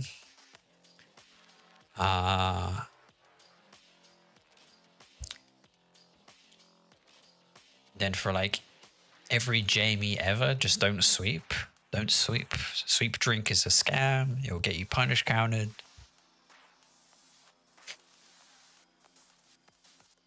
You have to be very confident or be acting on some information. I know the opponent is walking back, therefore I can sweep with some confidence, knowing that it would actually work. Or if I punish counter and I'm +9, I can go for a sweep. I can combo into the sweep without, you know, the opponent can stop me from doing that. You really need to get better at whiff punishing, but I mean, you don't have to be super good at it, but if the opponent is throwing a heavy move and you're not drive rush cancelling Shen Shell comboing that's going to be a bit of a problem. It's something I have to work on too. I think every Jamie ever is going to have to consistently work on that. But, you know, at Diamond rank, that is something you have to get good at. But all of these decisions, they need to be keeping you away from the corner, keeping you out of burnout, and the opposite for the opponent. You need to make sure that you're putting the opponent into burnout as frequently as possible. You're safe jumping the opponent. These are all things you should be working on. You know, just pick one. I would say drive meter management is going to help you out the most. Okay? You won't lose to the Zangief players drive impacting you randomly. Or I guess anti-airs. Do anti-airs first. Train anti-airs every day. In the training room, there's a function that says anti-air practice. Do that every day, 10 minutes. That would be enough. You don't have to do more than 10 minutes, but just some amount of it. You want to feel confident that you can deal with someone jumping at you consistently. You know, and other than that kind of covers everything. All of the important stuff. And maybe at the end of Diamond rank, you might want to consider different combo routings. Sometimes you might be 500 HP away from killing the opponent because you did the wrong starter, so the wrong combo starter. That's something to worry about, but not so much a diamond rank. You just want to make sure that you're consistent. I guess that's the only problem, but that's going to be a problem for everyone at every rank. Not the best advice, but the main advice is, anti-air. And don't sweep. Don't get your sweep blocked. You are giving away a punish counter, which is terrifying. Terrifyingly bad. But that does conclude all of the replay reviews for tonight, and I'm going to get some good rest in. So thanks for watching. Whoever's left, Yoga and Axil, thanks for sticking around. And I'll see everyone later. Ciao. See you guys next time.